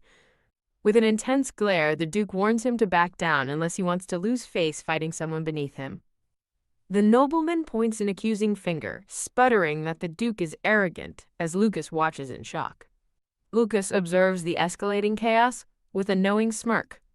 Meanwhile, back at the Imperial Palace, Siren sits alone in a large, firelit room. Sighing with unease, Siren wonders what could be happening with her father and grandfather. She recalls being left behind when everyone rushed off to find the culprit, feeling abandoned and out of the loop. Sigh. As Siren longs for home, Rowan worries about the child's lack of appetite and energy. When Rowan offers her jelly, Siren recoils in sheer terror at the sight of it. Siren internally vows to never look at jelly again, while Rowan expresses concern that she's rejecting even her favorite treat. Rowan gently apologizes to Siren for not taking better care of her during such a difficult time. Rowan pulls the small, sad child into a warm, comforting hug. Siren clings to Rowan, admitting she's struggling in the unfamiliar palace and begs to go home. Her plea is cut short as she looks up in wide-eyed surprise. The Duke has appeared, asking Rowan if she is feeling unwell. Rowan nervously insists she is fine, but the Duke watches with a questioning gaze as she quickly walks away with Siren. Suddenly, the Duke's hand reaches out and takes Siren from Rowan's arms, startling the child.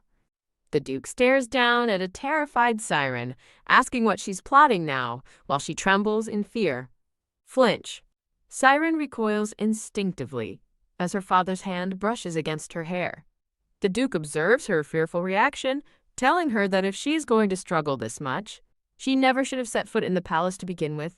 The imperial family tree reveals Emperor Arnoa II, his sons Carex and Arno, and a fourth line showing Siren's mother, Father Duke Targa, and a deceased former duchess. Thump. At Meyer Palace, an angry fist slams down on a table.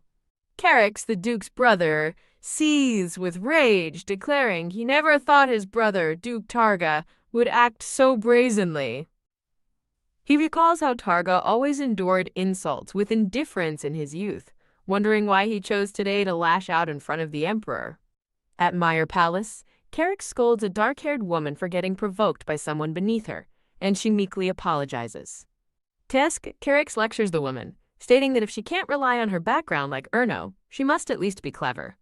The tense atmosphere hangs heavy in the room as Carex stands over the chastised woman. The dark-haired woman notes that Duke Targa seemed unusually agitated today, and Carex nervously agrees. Her thoughts turn to Ellie, pondering the events of the previous day with a flicker of concern. When Carex asks if she knows Ellie, the woman flinches, frantically denying any connection to someone like that. Carex calls her denial ridiculous, reminding her that Senov's interrogation is scheduled to begin this evening. The woman panics, realizing that if the interrogation proceeds, many people could be implicated, regardless of the truth. Carex takes his mother's hand, reassuringly telling her not to worry. She looks up at her son, her expression a mixture of fear and fragile hope. With a chilling smirk, Carex cryptically states that nothing has happened yet.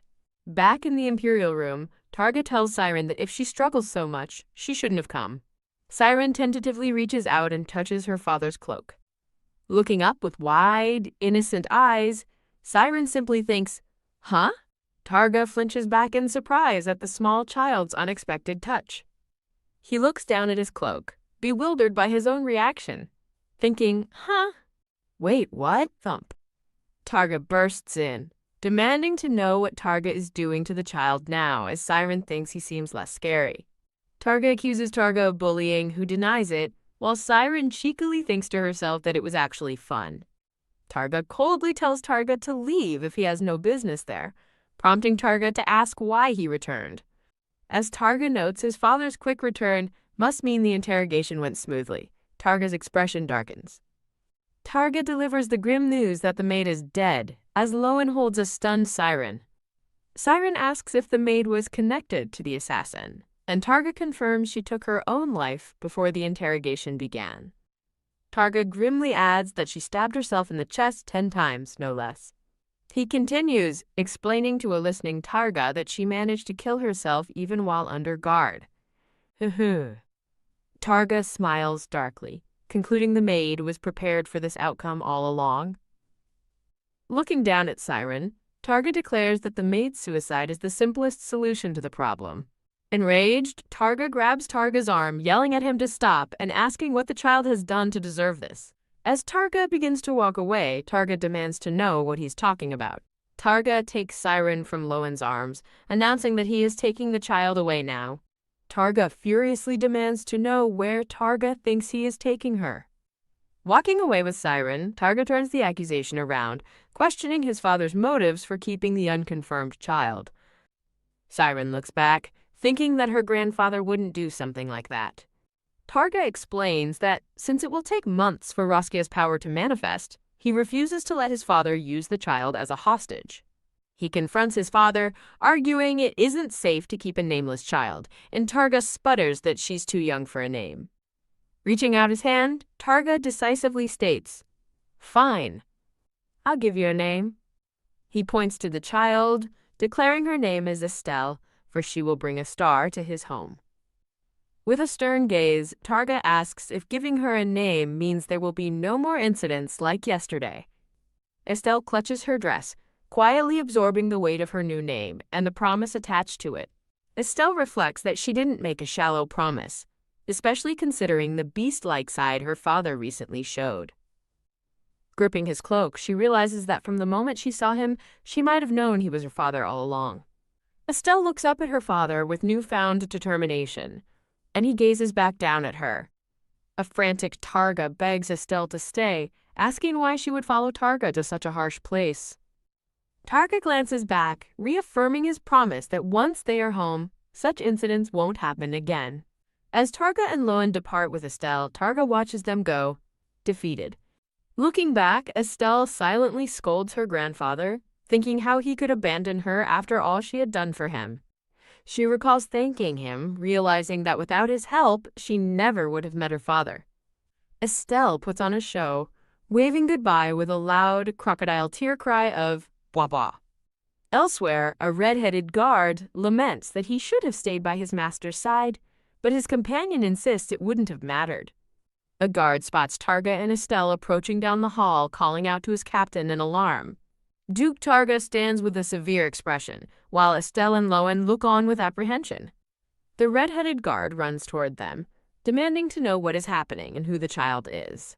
The guard confronts Targa, insisting he can't feign ignorance about the child, but Targa bluntly replies, "I don't know." Targa repeats his denial with a sly smirk as the frustrated guard thinks to himself that, of course, he would say that.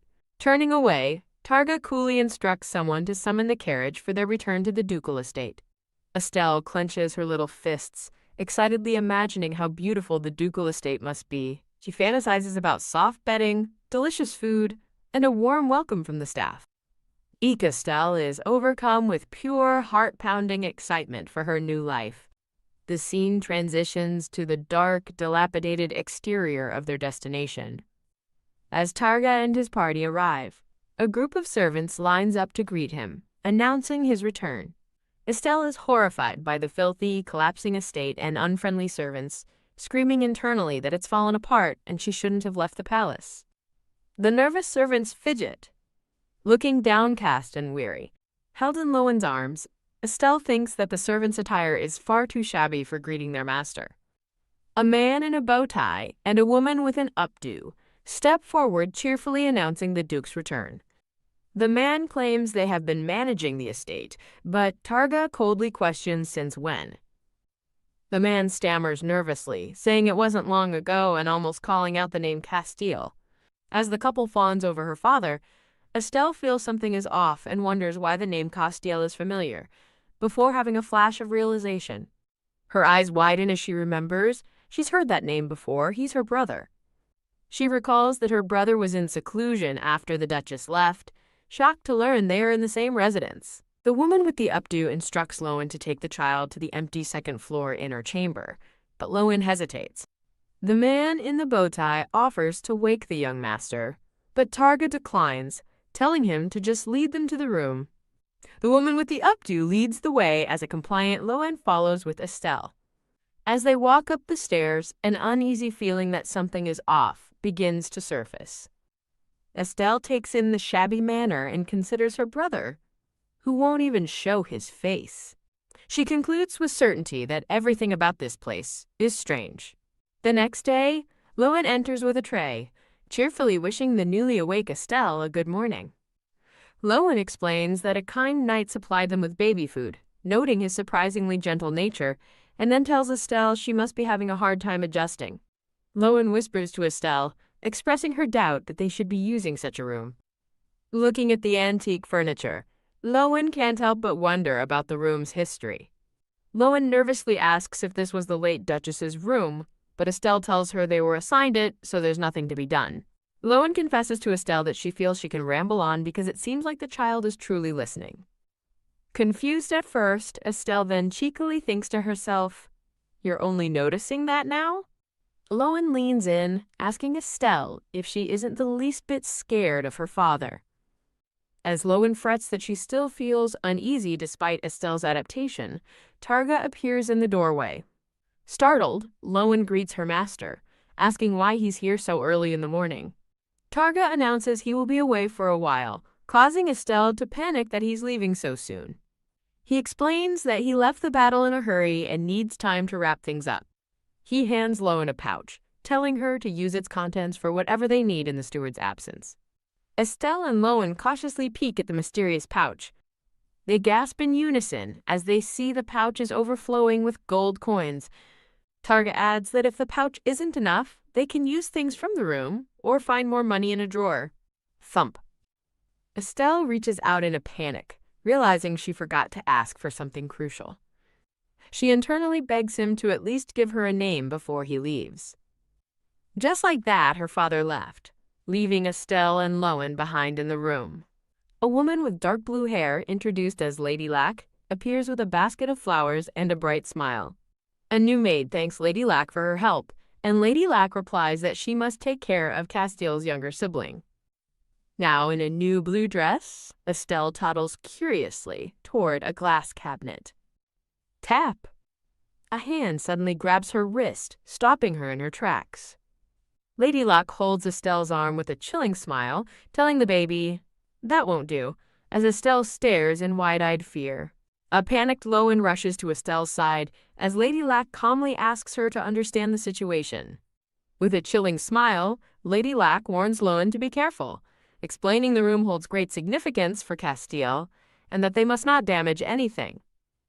Rowan apologizes profusely, and Lady Lack feigns concern, worrying that any mishap could make the young master resent Estelle. With a bright, cheerful wave, Lady Lack takes her leave, telling them to call her if they need anything. Rowan turns back to Estelle and apologizes again for the tense encounter, hoping the child understands. Estelle initially thinks that the staff seems so attentive and considerate, but her thoughts quickly turn dark, realizing this perfectly executed hospitality isn't kindness at all. She perceives their actions as a silent warning. They will provide everything so long as she never leaves this place, making her wonder what they are hiding. Glaring up at the seemingly oblivious Rowan, Estelle silently questions what on earth they are trying to hide here. Several more days pass under the guise of kindness, but the suspicious surveillance never lets up. Rowan brightly presents a basket full of fresh food to the young lady. Rowan cheerfully explains that the kitchen staff gave her every ingredient she asked for, or, more accurately, they simply didn't say anything when she took them. Estelle, reading a book, cheekily thinks that her poor maid isn't being paranoid. Rowan is being completely excluded. After days of being confined by Madame Lace's rules, Rowan finally begged for permission to take Estelle outside and was granted short outings.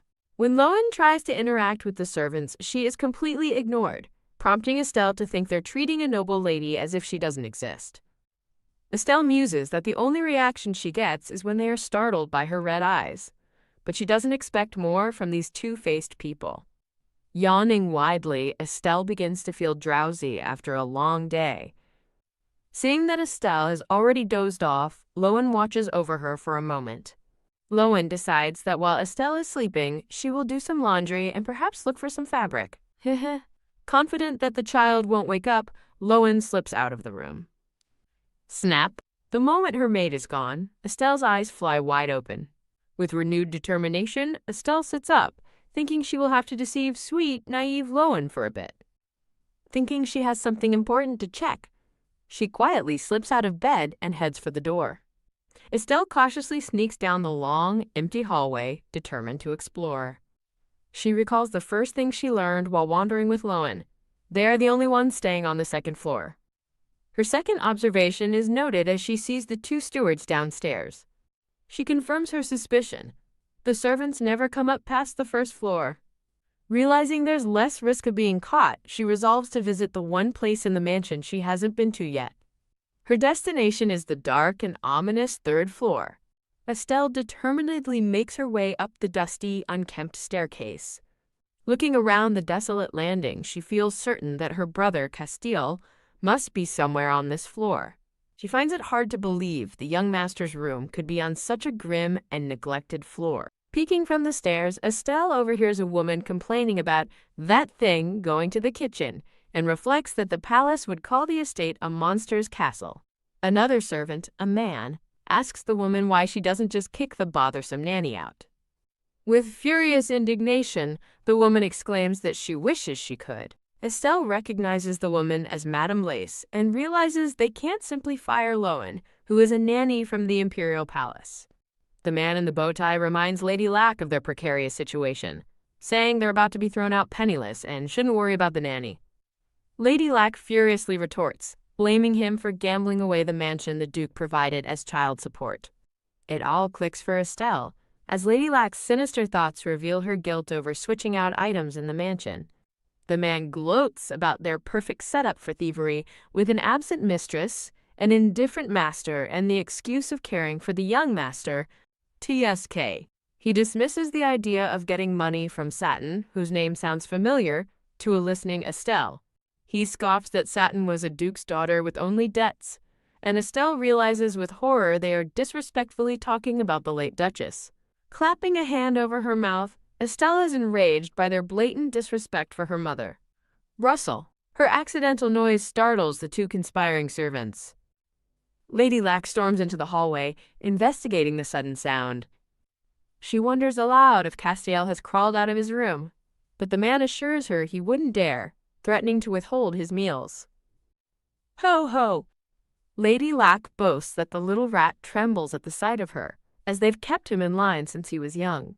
As the pair walk away to check on the other servants, Estelle watches them go from her hiding spot. Overwhelmed with guilt for her brother's suffering, Estelle quietly whispers, "I'm sorry." Peeking into the room, Estelle sees a young blonde-haired boy and realizes with a jolt that he has red, odd eyes, just like her. As Estelle recognizes him as her brother, the boy flusters, denying that he's the one she's looking for. The boy stammers nervously, trying to reassure her not to worry. As a confused Estelle looks on, the boy thinks to himself that she is much prettier than a monster like him. He calls her beautiful like the stars, and urges her to return to her clean room. Thump. Estelle suddenly grabs his arm, stopping him. Startled, the boy, Castiel, asks why she is suddenly grabbing his hand. With firm resolve, Estelle internally demands that he take her with him. Castiel asks what she means, and Estelle internally screams for him to take her to her room. Gripping his sleeve, Estelle repeats her demand out loud, asking him to take her to her room. Castiel stammers in complete shock at her request. Feigning terror, Estelle internally exclaims that she's scared of heights to convince him. The scene shifts to the dark, creaky staircase, emphasizing the unnerving atmosphere. Looking down the precarious stairs, Castiel shakily tells her to be careful. Castiel awkwardly carries a stiff Estelle down the stairs, confused by her strange posture, while she inwardly notes his concern. Trembling as they descend, Castiel urges her to hang on just a little longer. After setting her down, Castiel says he will be on his way, but Estelle grabs his hand, preventing him from leaving. He asks if she wants him to stay, but says it's not possible, as Madame Lace will be bringing dinner in 2 hours. Annoyed at first, Estelle quickly decides 2 hours is enough time for a look around. "Let's go then," she declares. Pushing open the grand door to her room, Castiel stares into the opulent room, completely awestruck. He begins to act nervously, making Estelle feel awkward with his fidgeting. Estelle internally vows to her brother that she's here now, and together they can change things.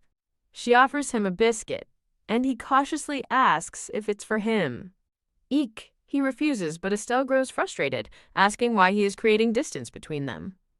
Changing the subject, Castiel asks if she will skip her nap again tomorrow, confusing Estelle. Estelle looks up at her brother, pondering his hopeful question. Her face lights up with a brilliant smile as she enthusiastically promises to come again tomorrow. Castiel looks down at her, surprised and touched by her earnestness. A shy, happy smile finally breaks across his face. Later, Rowan tucks in a sleeping Estelle, chuckling to herself and promising to be back soon. Snap! The moment Rowan leaves, Estelle's eyes fly open. She was only pretending. The next day, Castiel peeks into her room, cautiously asking if she is alone. He explains he can't stay long because it's almost dinner, prompting Estelle to internally complain that he came too late. He shyly asks if he can sit next to her, and she pats the sofa invitingly. Sigh. He nervously reveals that he overheard Madame Lace saying the Duke will arrive in 6 nights. The two siblings look at each other, the weight of their father's imminent return hanging in the air. Castiel recalls seeing their father from afar, describing him as a giant he had to tilt his head back to see. Estelle thinks his description is an exaggeration and tells him he'll grow that tall too. His mood darkens as he sadly confesses his fear that he might not be the Duke's real son. Horrified, Estelle grabs his sleeve, demanding to know what nonsense he's talking about. She shoves a hand mirror in his face, insisting that they look the same. His red-pupilled eye is reflected starkly in the small mirror. Estelle declares that her eyes, his eyes, and their father's eyes are all the same, red. Castiel clutches his face in distress, unable to believe her words even with the proof. He thinks that his monstrous eyes are why the Duke avoids him, and why Madame Lace told him to hide, a truth Estelle realizes is their fault. Estelle seethes, understanding that the servants have been manipulating the abandoned boy all this time. As Castiel says he should go, Estelle glares, determined to stop him. She grabs his sleeve again, internally begging him not to leave. Castiel apologizes for having to leave, explaining that if he misses dinner, he'll have to starve. Shocked by his confession that he only eats once a day, Estelle demands to know what he just said. Estelle seethes with fury, realizing the servants are not only abusing but also starving her brother. Grabbing his hand, she declares with fiery determination that they'll go together.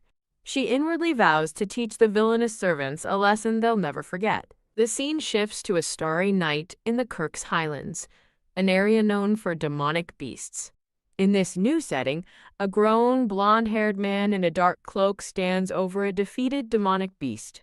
The man, a commander, looks on with a calm, stoic expression. A dark-haired subordinate approaches, reporting that the area is now clear. The subordinate asks what's on his mind, but the commander quietly dismisses his concern. A red-haired woman scolds a man named Mars for his tone, but he insists she knows he's right. Mars recounts that while they fought the beasts, it was their commander who ultimately wiped them all out. The red-haired woman complains that the royal knights will simply show up to plant their flag and steal all the credit. Mars agrees, adding they'll take the spoils of the hunt too, while the woman notes the commander's lack of desire. The commander's eyes glow as he shatters a barrier, coolly telling his subordinates they can leave if they wish. The red-haired woman cheerfully reports that she has already sent a message announcing the commander's return to the Duke's residence. He questions why she bothered since no one is waiting, but she reminds him he has a son and daughter who are his only family. He expresses doubt that they are his children, but the woman insists the baby looks just like him and young Master Castiel, making him flinch. The dark-haired subordinate then brings up Castiel, questioning the commander's decision to leave him with the Lace couple. As his subordinate points out that Castiel needs his father, the commander coldly insists the boy is better off without him. He reflects that, for a killer like himself, the mere existence of children, Castiel and another, is overwhelming. His thoughts trail off as he's struck by a memory of a young, smiling Estelle reaching out to him. He suddenly realizes that the little girl doesn't even have a proper name yet. Ah! The red-haired woman excitedly points to the sky, announcing the appearance of the star of Sira. The commander looks up towards the sky, a faint, knowing smile on his lips. They gaze at the star of Sira, described as the brightest star that guides the lost back home. The commander muses that he is finally seeing the star for himself, a sight unique to the Kirk's Highlands. In a light-hearted flashback, a young Mars asks a young Castile if they can get some of the famous local candy. A young version of the red-haired woman scolds Mars, who defends himself by explaining how rare Kirk's candy is in the capital. The red-haired woman apologizes to the commander for Mars's immature behavior. The commander surprises her by asking if the candy is truly that well known. He thoughtfully considers this new information, murmuring, "I see." The commander advises a confused Mars that while he shouldn't be greedy, he shouldn't let himself be robbed either. With a confident grin, the commander points forward, declaring that if there is a reward, they will seize it. The scene snaps back to the present, returning to Estelle and Castile in the mansion. A panicked Castile waves his hands frantically, insisting that he is perfectly fine. Apologizing profusely, he quickly retreats towards the door to make his escape. Estelle decides to sleep on her anger and formulate a plan to confront her brother in the morning. Snap. Her eyes fly open as a new, brilliant idea strikes her. She resolutely decides she will not let their mistreatment of her brother slide any longer. The next day, Estelle finds Castiel, who greets the little one with a cheerful hello. He invites her into his shabby room, and Estelle cautiously steps inside. Castiel kindly offers his visitor a bite of his meal. He reveals the meager meal she left for him: a single potato, 2 small sausages, and a leaf of lettuce. Estelle seethes at the pathetic meal, realizing this is all he's been eating, while Castiel innocently asks what's wrong with the food. In response, Estelle proudly presents a handful of shiny red candies. Estelle watches her brother with focused intensity, her mind racing. With only 4 days until her father's return, she contemplates how to expose the servant's cruelty. Her first idea is to have Castiel report the abuse, imagining him crying to their father while the servants beg for mercy.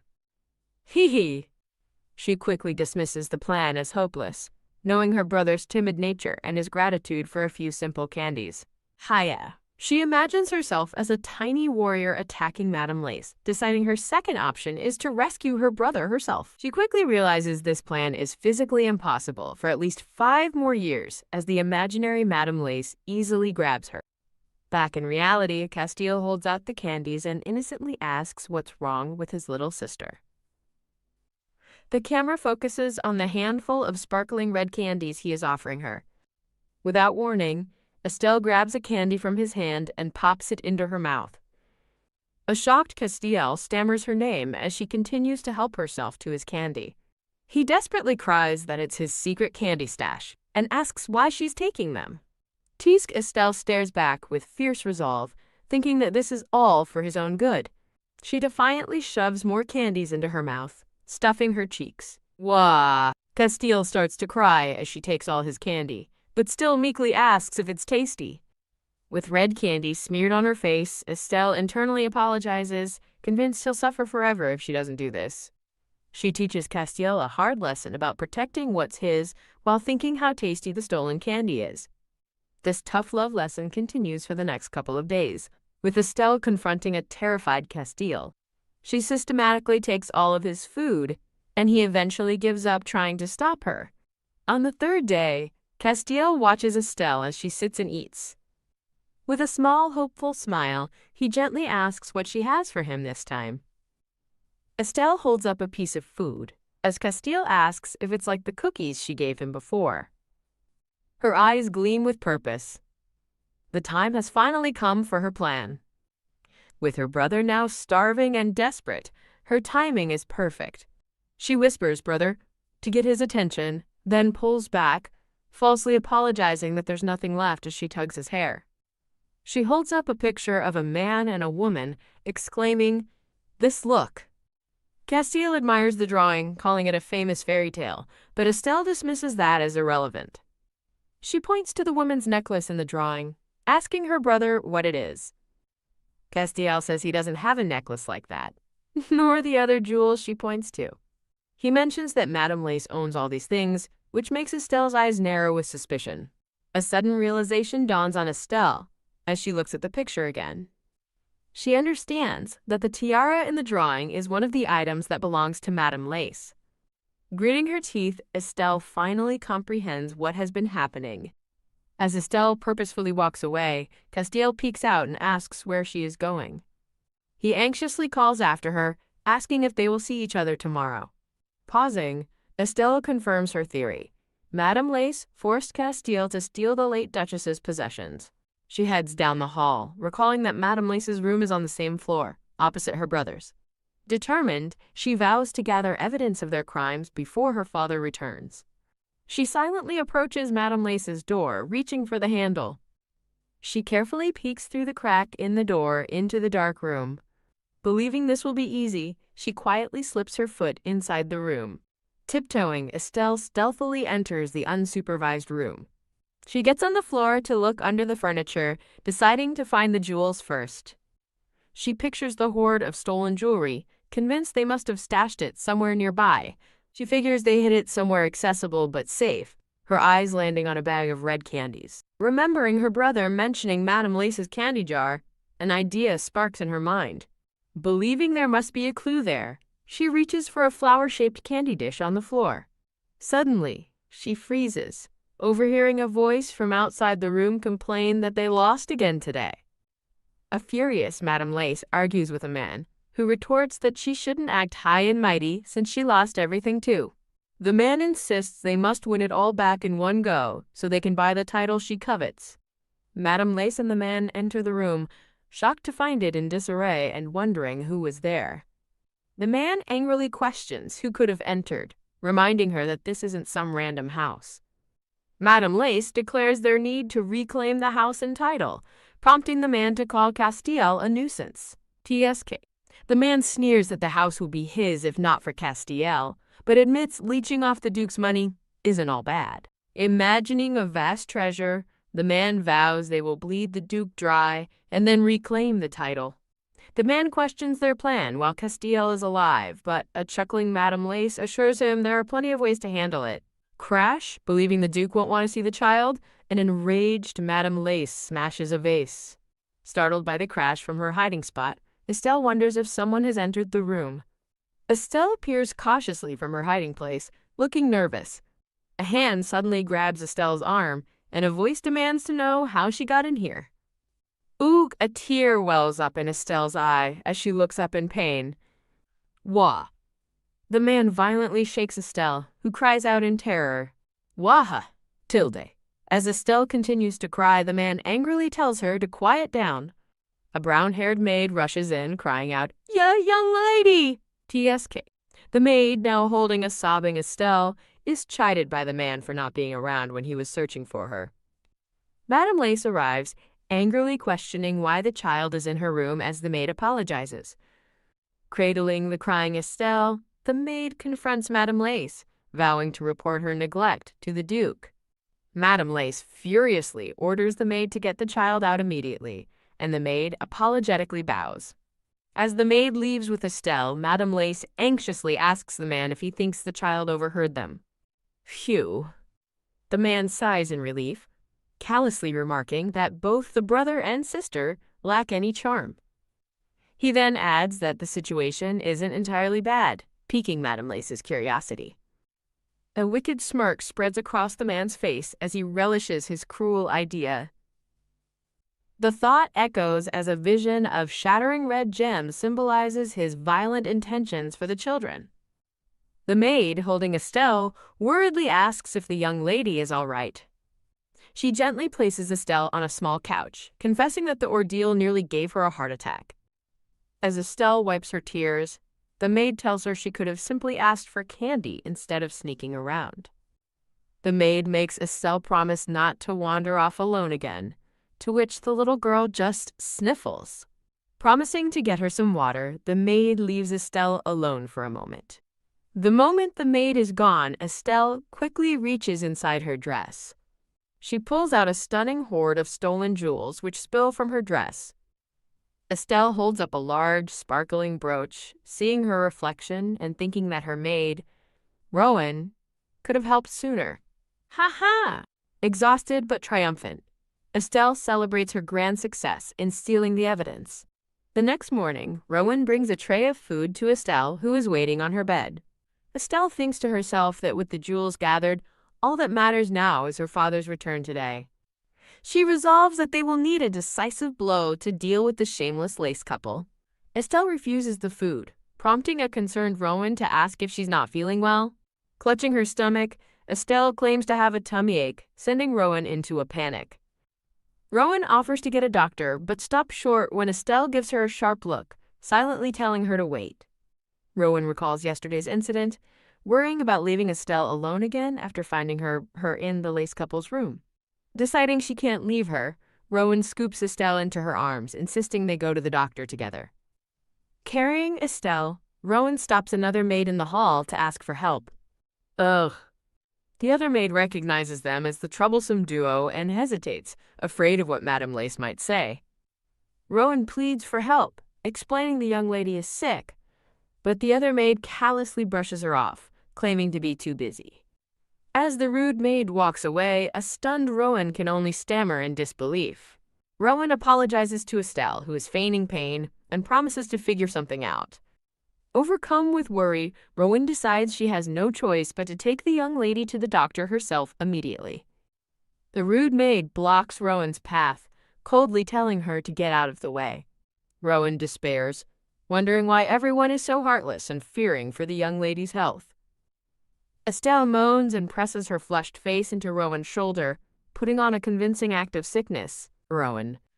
It hurts, Estelle whispers, causing Rowan to panic and beg her to stay conscious as a nearby maid stops in alarm. Rowan grabs the frozen maid's arm, desperately begging her to call a doctor. As the maid stares, Rowan pleads again, insisting that the young lady is in terrible pain. A sharp sound echoes through the hall, signaling an abrupt interruption. Another servant announces, "Everyone, bow in respect," as the household staff turns to see a man in a fine suit arriving. With a dramatic flourish, a notice declares that the blonde-haired, red-eyed Duke of Berk has returned as the household staff bows. The man who partners with Madame Lace fawns over the newly arrived Duke, obsequiously welcoming him back. The Duke questions the man and Madame Lace, coldly asking if there aren't more people living in this house. The Duke asks his red-haired knight where the children are, but is interrupted by a desperate cry of, "Your Grace!" that startles him.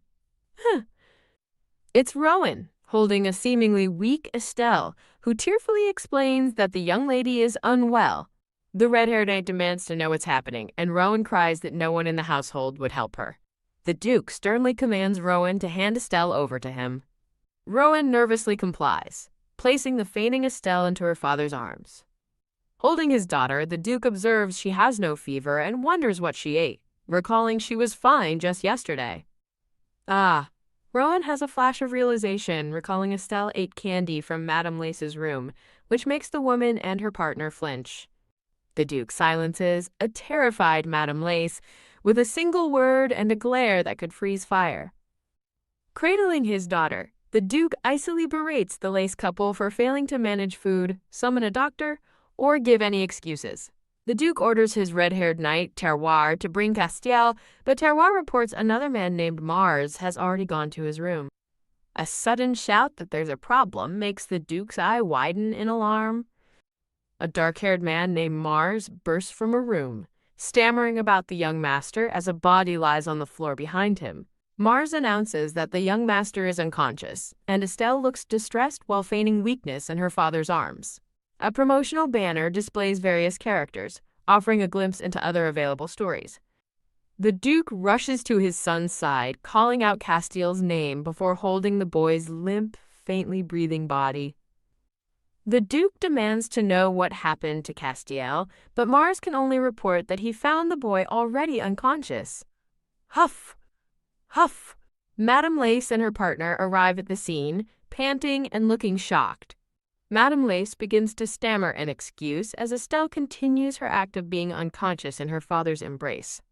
A dark, furious aura surrounds the Duke as he demands a full explanation for the state of his children. The man with Madame Lace collapses to his knees, desperately insisting this is all a misunderstanding. Madame Lace claims Castile was fine yesterday, but the Duke scoffs, contemptuously asking if his son looks fine now. The man protests that blaming them for the children's feeding is unfair, accidentally admitting they only gave them potatoes and milk. Hook! The man instantly claps a hand over his mouth, realizing his disastrous slip of the tongue. Madame Lace desperately tries to cover for her partner's mistake, claiming the young master has always been a frail and picky eater.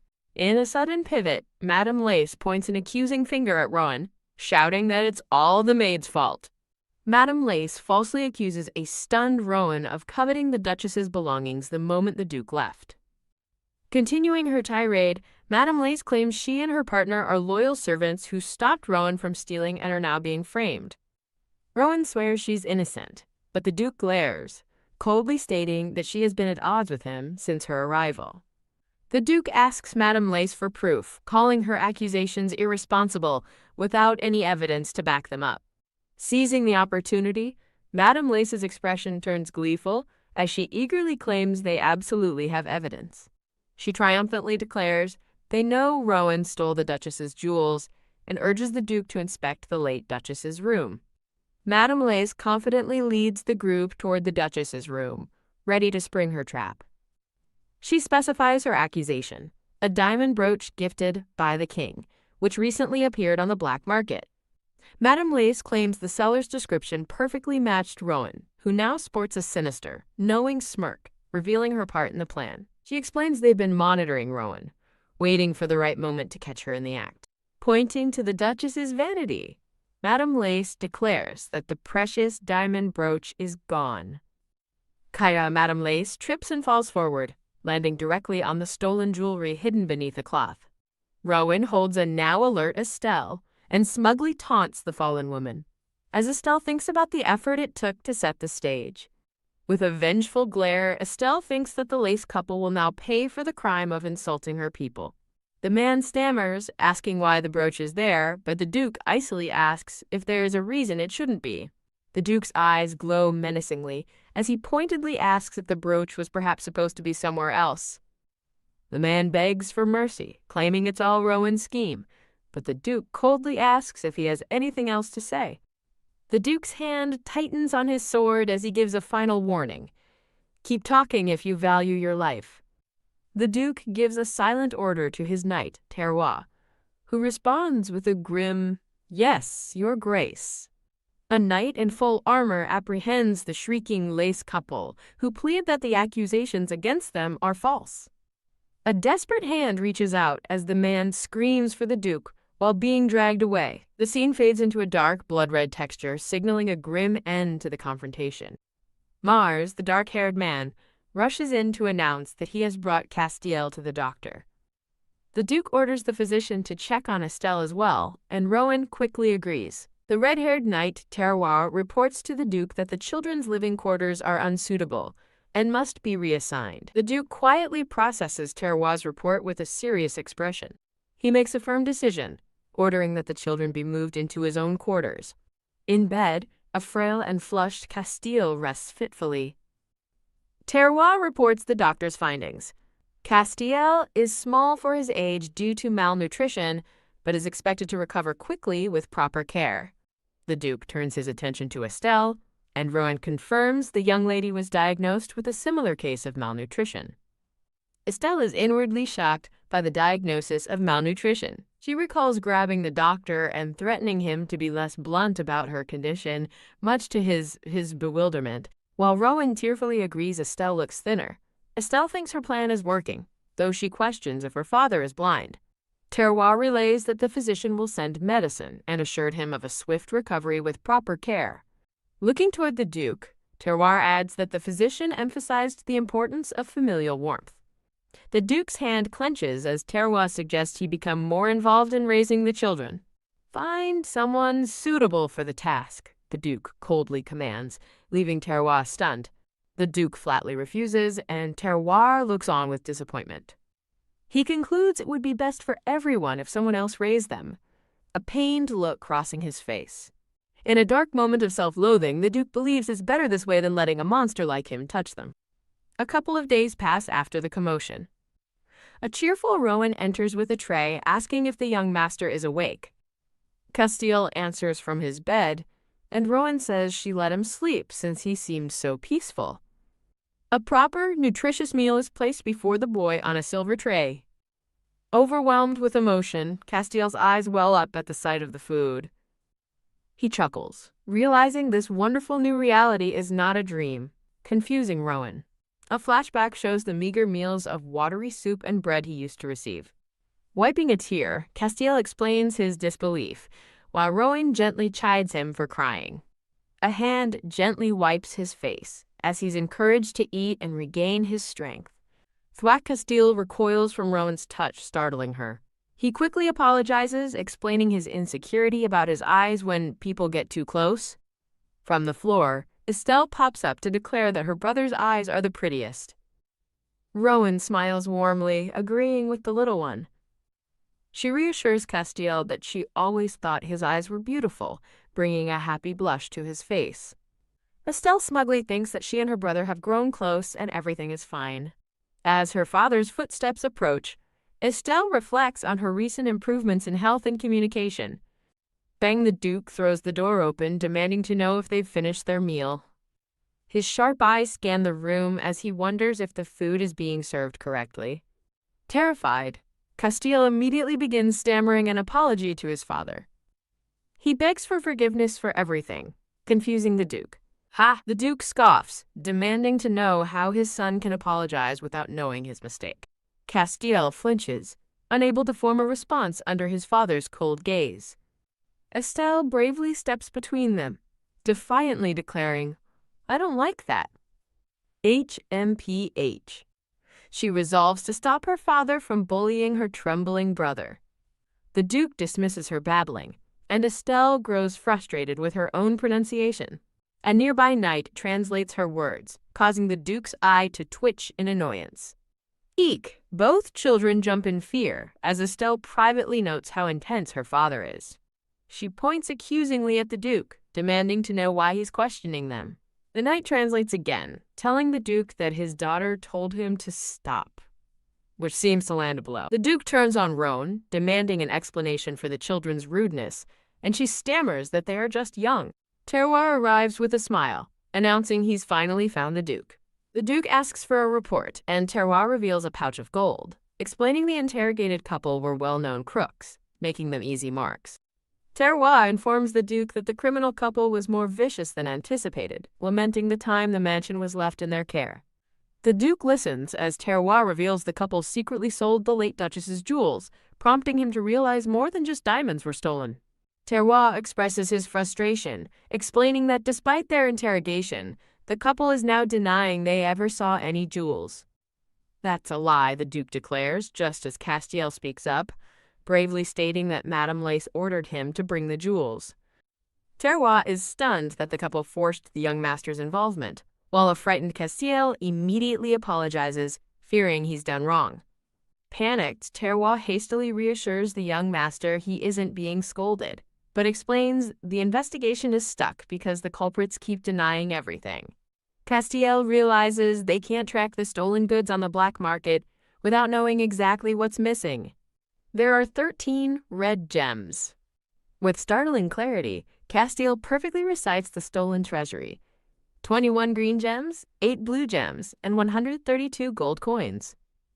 Castile finishes his detailed inventory, adding a pendant to the list and confirming there were several hundred jewels in total. A silent moment hangs in the air as the Duke, Terroir, and Rowan stare in awe at the two children on the bed. Snap Terroir claps his hands together, having just had a brilliant idea.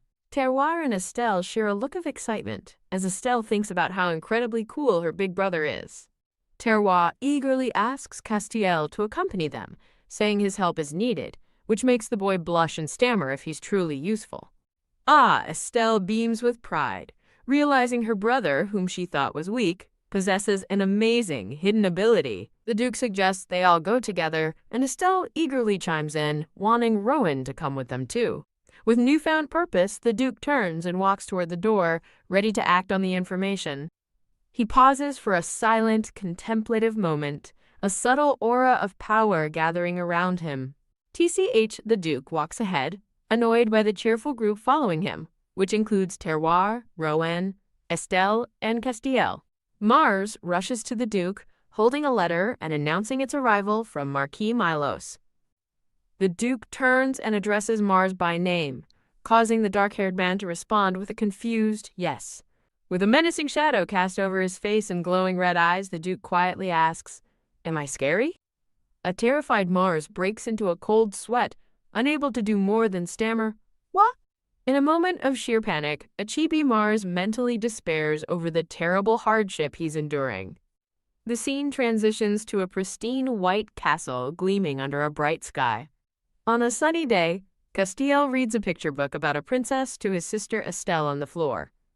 Thwack! Estelle abruptly slams her hand onto the book, pointing at a drawing of a rabbit. She eagerly asks about the drawing, and a flustered Castiel asks for clarification, to which she simply replies, "Yep." The book's illustration details a princess's basket filled with treats, specifically listing muffins, cookies, and candies. Estelle asks her question again, realizing with a flash of insight that her brother possesses a photographic memory. Recalling how he recited the jewel count, Estelle feels a wave of relief, finally understanding she was wrong to think him useless. Rowan enters the room, smiling as she observes the siblings getting along while reading picture books together. Castiel expresses surprise about a trip to the Imperial Palace, but Estelle confidently declares they will be fine. As Rowan prepares to leave, Estelle eagerly shoos her away while Rowan explains she has an important mission to accomplish before she returns. Click. After Rowan leaves, Estelle turns to her brother and calls his name. With tears welling in his eyes, Castiel looks down as Estelle holds up a flower card, announcing, "Let's go pick this." Castiel then sees a card with raspberries on it and quietly asks what it is. Hand in hand, the two children venture into a sun-dappled forest. Holding the raspberry card, Castiel resolves to find them since his sister wants them. Estelle points ahead, urging him deeper into the woods, and he asks if they need to go further. "Let's just go a little further in, okay?" Estelle insists, pulling her brother along as they continue their journey. Estelle recalls overhearing maids gossiping about a place deep in the forest where many raspberries grow. She also remembers seeing two men discussing how a certain Sir Targa used to enjoy picking raspberries.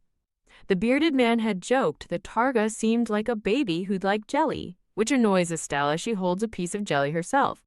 Estelle reflects on her plan to raise her brother as a spare and the need to pay attention to her father's favorability.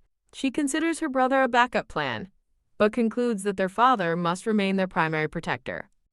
With determined eyes, Estelle decides that to secure her father's protection, they must bribe him. While she imagines comically kidnapping her father, she quickly acknowledges that such a plan is absolutely impossible. Holding her brother's hand, she settles on a more practical approach, bringing their father things he likes, since tastes don't easily change. As they walk, Castiel questions if she's sure they'll find raspberries, to which Estelle confidently replies, "Yeah."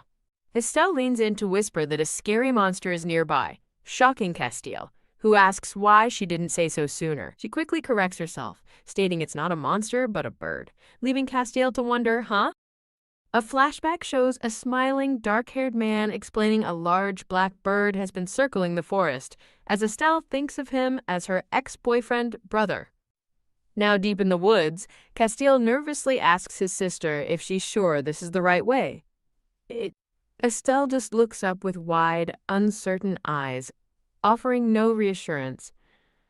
Meanwhile, at the residence, the Duke reviews documents while Terroir timidly tries to get his attention. Terroir presents a candidate's file, noting they only served for 6 months at the Rubens Marquisate. The Duke dismisses the applicant, reasoning that short tenures suggest a lack of diligence, while long ones hint at embezzlement or old age. Terroir admits it will be difficult to find more candidates for now, and the Duke reluctantly accepts the situation. Turning to leave, the Duke instructs Terroir to prepare the report he mentioned earlier, and Terroir agrees. Terroir internally questions the Duke's intense focus on hiring servants, then suddenly stops as he notices something on a desk. The Duke asks what's wrong, but a flustered Terroir quickly dismisses it as nothing. Bang! Mars bursts into the room in a panic, calling out to His Excellency. He stammers that a big problem has occurred, and the Duke calmly asks him what it is. The lady and young master have disappeared. Mars cries, and the Duke's face contorts with fury as his eyes glow a menacing red. The scene shifts to the grand and imposing throne room of the imperial palace. An elderly man with a white beard, the emperor, sits on his throne and acknowledges the arrival of a woman in red. A man with a mustache eagerly tells His Majesty they can now question the woman who has just arrived. The Duke is being investigated for requesting Royal Knight documents and claiming ownership of prisoners and spoils of war. The mustached man reports to another noble that Duke Targa's prolonged stay in the capital and reinforced defenses are suspicious. A bearded man remarks that the Duke must be hiding something by guarding a ruined estate, though his companion questions if it isn't his right. Tisk! Terroir clenches his fist, angrily thinking that goods won on the battlefield rightfully belong to the one who earned them. An advisor decries the Duke's selfishness, but the woman in red defends him, stating he is only claiming what is his. The Emperor slams his fist down, bellowing for silence to end the bickering. Pointing at the woman in red, the Emperor decides they should just ask her directly instead of arguing amongst themselves. He asks the woman if she suspects Targa of anything unusual, and she is visibly startled by the direct question. Rowan nervously claims she doesn't know and cannot speak on such certain matters. An advisor sternly reminds Rowan that she is still a servant of the imperial palace. A dark vision reveals the Duke's power to freely manipulate human blood. Rowan realizes this is beyond her ability to handle, fearing that if the truth spreads, it will harm the young lady. Feigning ignorance, Rowan claims she has rarely seen the Duke, having been busy caring for the child. The Emperor leans in, asking what about the child, causing Rowan to gasp in surprise.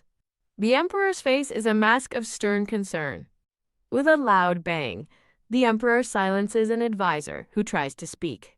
He urgently asks if the child is properly cared for, as Rowan panics, hoping the vile man wouldn't leave a child unharmed.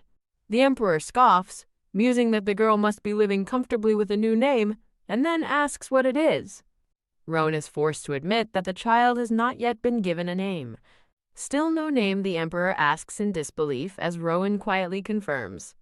I knew it, Rowan thinks with a jolt, remembering the Duke promised to name the child but failed to do so. Enraged, the Emperor shouts that the insolent fool will be held accountable immediately. Back at the Duke's estate, Terroir learns the children went into the forest and asks a maid why she didn't stop them. She apologizes, assuming they were supervised. The Duke pants for breath as he desperately searches through the woods. He tries to calm himself, thinking the mansion's barrier will keep them safe, and they couldn't have gone far. But an unshakable anxiety grips him as he clutches his chest. Wiping his brow, he wonders why they would run away just as he discovers a patch of raspberry bushes.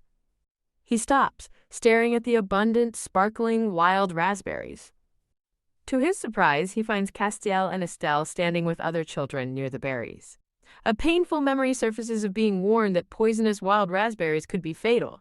He recalls his younger self asking if eating them would stop people from calling him a monster or a witch's child. In a haunting flashback, a young, white-haired version of the Duke defiantly eats a poisonous berry, blood staining his lips. In the flashback, a young boy with dark hair points at the young Duke and calls him a loser. The young Duke, bleeding from the mouth, wonders in confusion why the poison isn't working on him. The dark-haired boy and his companions laugh cruelly at the young Duke's failed attempt. As laughter echoes, a shadowy figure mocks Targa, knowing wild raspberries could never kill him. Back in the present, the Duke's hand stops just short of the raspberry bushes, caught in the memory. He clutches his head, questioning his sanity as the painful memory resurfaces unexpectedly. He looks up at the darkening sky, noting that it looks ominous as he stands in the forest. The Duke reflects that he doesn't understand love, viewing it as a fragile thing he doesn't dare to touch. He recalls the feeling of holding a trembling baby Estelle, completely unsure of what to do. He then remembers seeing his frail son, Castiel, and feeling utterly helpless to aid him. The Duke remembers his heart freezing, unable to offer words of comfort he himself had never known. Shaking off the past, he clenches his fist, resolving to focus only on finding the children. Suddenly, a sharp sound pierces the air, and the Duke turns abruptly toward its source. His eyes widen in alarm as he recognizes a scream and pinpoints its location. Meanwhile, Castiel and Estelle's small feet tread through the darkening woods. Estelle continues to lead her brother by the hand, pulling him deeper into the forest. Castiel looks around nervously, telling his sister that he thinks they are lost and there are no raspberries here. On the verge of tears, Castiel pleads with his sister to just go back home. As rain begins to fall, a tiny panicked Castiel worries that they don't even have an umbrella. Estelle suddenly gets his attention, urging him to look at something as he turns, confused. Estelle looks up in delight, surrounded by glowing orbs of water that seem to float around her. Ting. As she asks if he sees it too, a surprised Castiel realizes the water is hovering. She smiles, telling him that's not all as she prepares to do something more. Estelle reaches out and touches one of the larger water droplets with her finger. A protective sphere of water forms around the two children, shielding them completely from the rain. Gasp! A chibi Castiel stares in amazement, exclaiming that a barrier is forming above them. Estelle looks on with a determined expression, maintaining the magical water shield. Despite Castiel's fear, Estelle refuses to leave, crying that they must find raspberries now since they may not get another chance. She tugs on her brother's arm, begging for more time, while he nervously insists they have to go back. Pulled off balance by his sister's insistence, Castiel begins to fall. Wah! Castiel cries out as he trips and tumbles to the forest floor. A worried Estelle immediately apologizes, but he quickly reassures her he's okay, checking if she was hurt. Castiel flashes a brave smile, insisting that a small fall like that doesn't hurt him at all. Suddenly, the two children stop, their attention caught by something just ahead in the bushes. They've discovered a large, sparkling patch of the raspberries they were searching for. Raspberries! Castiel shouts in excitement as he and Estelle hurry toward the bushes. The siblings arrive at the raspberry patch, their faces bright with success and delight. Estelle apologizes again for knocking him over, but points out that it led them to their goal. In a cute chibi form, Estelle happily declares her brother a perfect 100-point brother for his efforts. Castiel asks if they have enough, but Estelle wants a little more. He agrees to pick a few more before they leave. Suddenly, Castiel shoves his sister out of harm's way with a cry of, "Watch out!" as she screams. With a branch sticking out of his shoulder, Castiel grimaces in pain, but tells Estelle to hide behind him. Holding a small stick, Castiel bravely confronts a monstrous red snake, warning it not to come closer. The giant crimson snake hisses, its menacing green eyes fixed on the small boy. Castiel tells his sister he will hold the monster back and urges her to run and call for the adults. Estelle points in terror, trying to warn her brother of the immediate danger right in front of him. "Danger," someone yells, as the massive snake lunges toward an unsuspecting Castiel. A faint, confident smile appears on the Duke's face as he arrives on the scene. In a blur of motion and blue light, the Duke intercepts the snake, his sword flashing to protect the children. As the snake's severed body falls, the Duke stands over it, remarking that he's finally found them. With his sword still drawn, the Duke glances back with a triumphant smirk. Peeking from behind her brother, Estelle timidly calls out to her daddy. Estelle panics internally, realizing they've been found and that their father must be furious. Seeing the crushed raspberries, the Duke thinks that instead of a scolding, they're in for a much worse fate as he menacingly addresses them. Estelle flinches, bracing herself for the punishment she believes is coming. To their shock, the Duke pulls both children into a firm, protective embrace. Held tightly against her father, A confused Estelle once again whispers, "Daddy?" The Duke's hand gently rests on her back as he thinks to himself, "Never." Ever again, he vows internally, holding them close with a relieved expression. Sobbing into his father's coat, Castile apologizes, blaming himself for taking his sister outside. As the Duke releases them, Castile explains that Estelle wanted raspberries, prompting a surprised look from his father. The Duke's expression softens as he looks down at his daughter. On the verge of tears, Estelle offers her father the handful of squished raspberries she managed to save. A close-up reveals the small, sparkling raspberries nestled in her palms. The Duke stares at the berries, thinking they look just like the ones from his painful past. He is hit with a memory of the dark-haired boy and his friends laughing cruelly at him. Estelle thinks that even though the berries are ugly, they hold the feelings of her and her brother. The Duke gently takes one of the small, crushed raspberries from Estelle's hand. He calmly places the raspberry in his mouth, closing his eyes. The Duke opens his eyes and, with a thoughtful expression, declares that it tastes good. Estelle protests, telling her father it's dirty, but he calmly announces their adventure is now over. Gently placing his hand on her head, the Duke tells her it's time to go home. He looks down at Estelle with a soft, gentle gaze. A wave of understanding washes over Estelle as she looks up at him.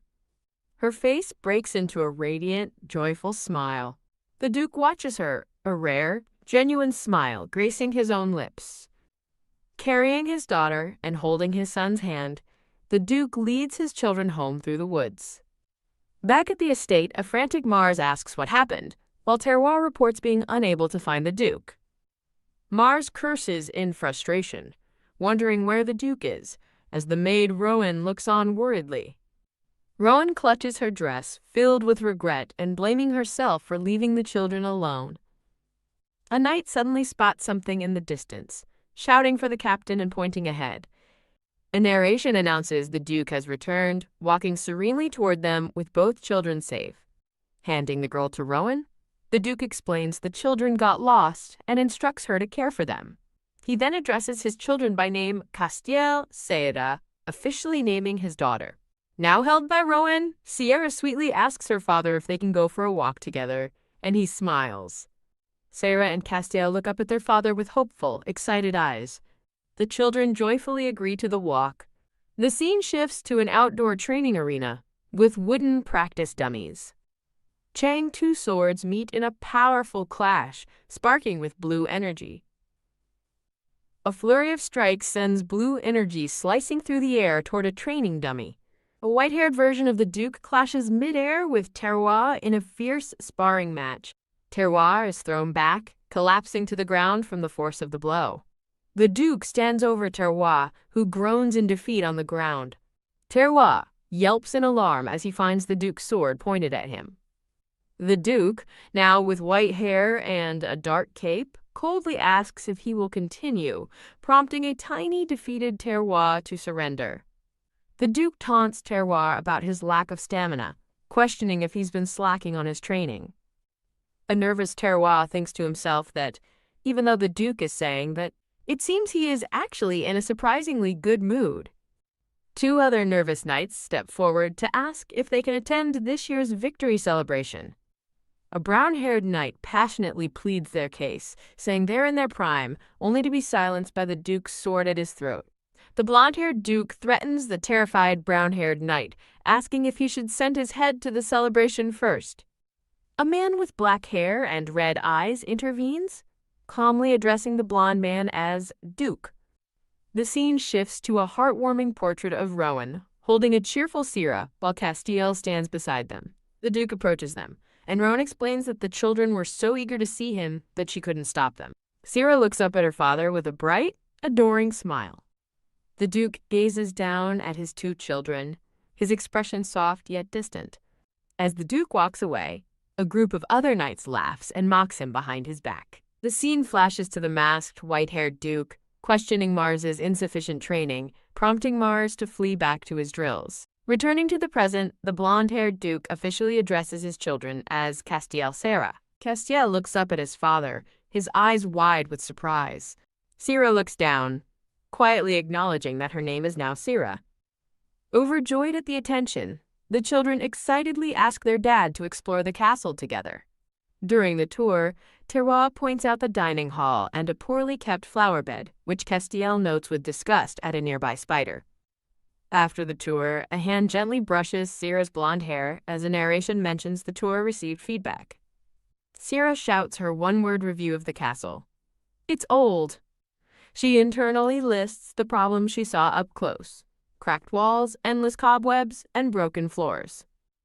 Realizing her father also thought the castle was old, Sira panics at the sudden, dreadful thought that they must be broke.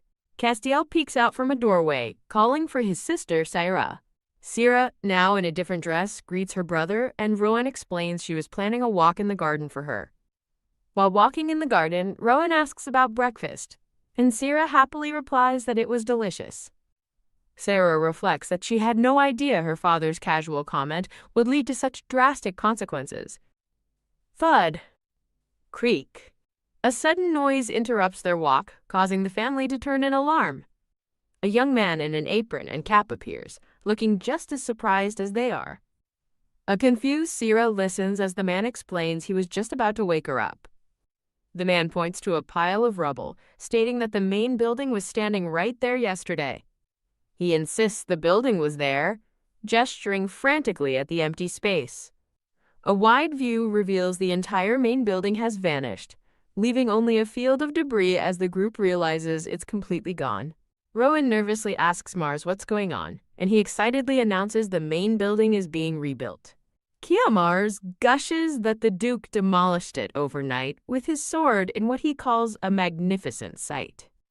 The Duke appears before them, standing proudly amidst the dust and rubble. He smirks down at his children and asks them if they like his work. Horrified, Sira thinks to herself that she doesn't like it at all. Their house has been destroyed. Kya! A chibi Sira has a mental breakdown, screaming that this isn't what she wanted. The Duke calmly explains that they are rebuilding everything because the old place was too dangerous for children to live in. Rowan tries to soothe a distressed Sira, suggesting they can sleep in the annex for now. Just then, Terroir runs up, urgently calling for the Duke. He announces that Marquess Milos of the Royal Knights has come to see him, piquing the Duke's interest.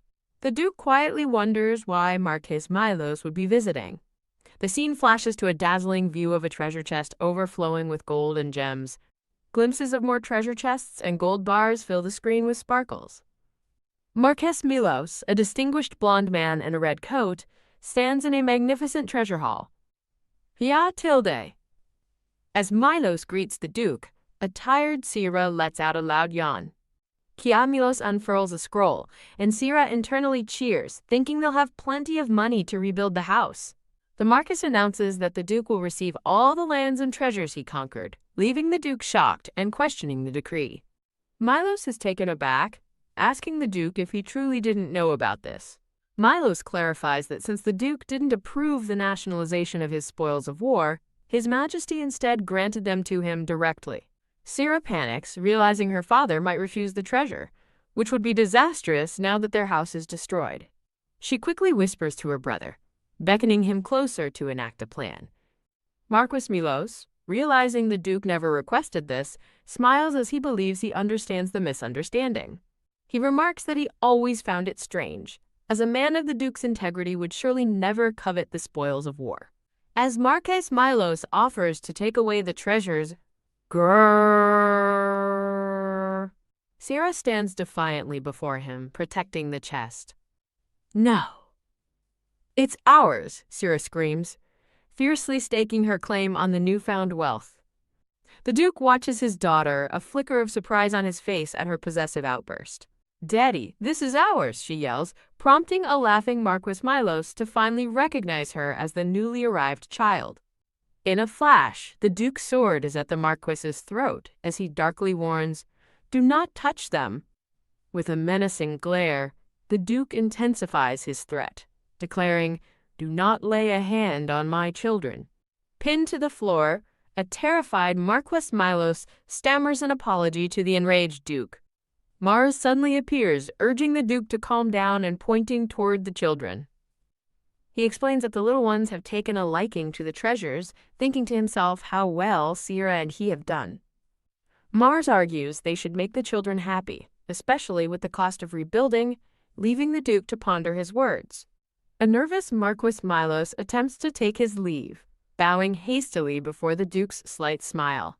He suddenly stops, exclaiming in panic that the numbers for the Kirkus Plateau don't add up.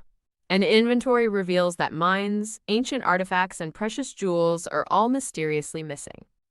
The Duke grips his sword with a knowing smirk, watching the Marquis's growing panic. As the children look on, the Marquis stammers, asking the Duke how he could have possibly known. Sierra looks on with sudden understanding, thinking to herself that this is just like what she saw before. She vividly recalls the unbelievable memory her brother had shown her of these very events. "My deepest apologies, Your Grace." Marcus Milos cries from his knees, as the Duke thinks that the amount is far too small. As the Marquis promises to recalculate, the Duke coolly dismisses him, ordering him to deliver the spoils to his daughter instead. Surrounded by a floral aura, a deeply moved Sierra looks up at her father and whispers, "Daddy!" Chibi Sarah revels in her new position, thinking with a smirk, "This is the taste of power." HMPH. As Marquess Milos returns with the remaining treasure and begs for mercy, a smug Sierra looks on with her arms crossed. As per her instructions, Sarah's brother meticulously inventories all the spoils, earning her praise. Gazing at the massive hoard of treasure, Sierra wonders just how many battles her father had to fight. Her eye is caught by a large, sparkling blue object that she assumes must be a jewel. As she reaches for it, she wonders why something that looks like a simple rock is among the treasures. Sizzle. The moment her finger makes contact, a wisp of steam rises from the rock's surface. "Ah!" Hot Sierra yelps, snatching her hand back in pain from the burning stone.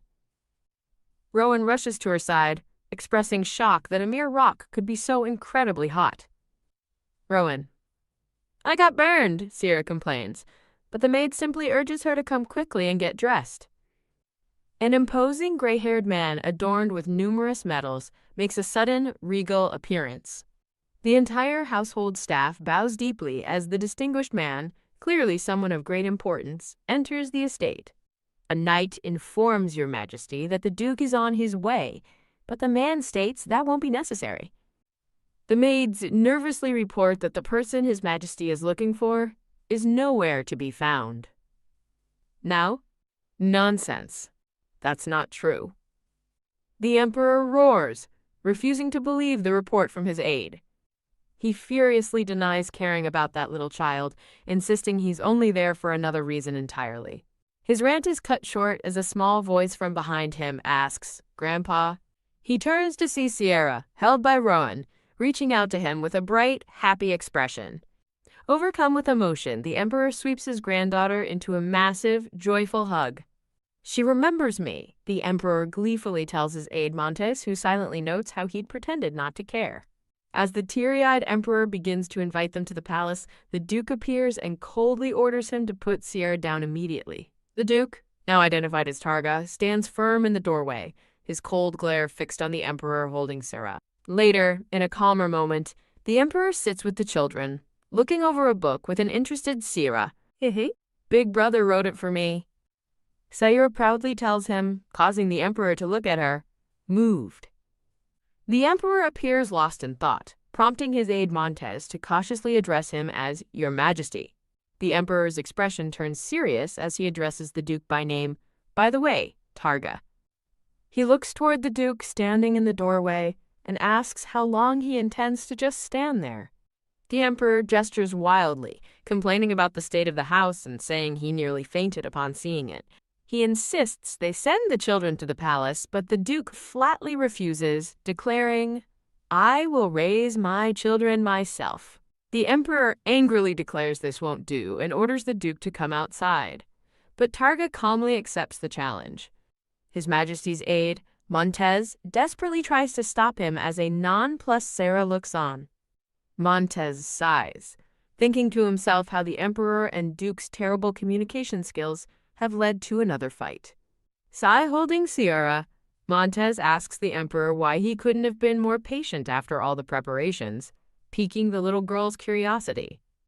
The narration reveals the preparations were for a grand festival to honor Targa's contributions and improve his standing.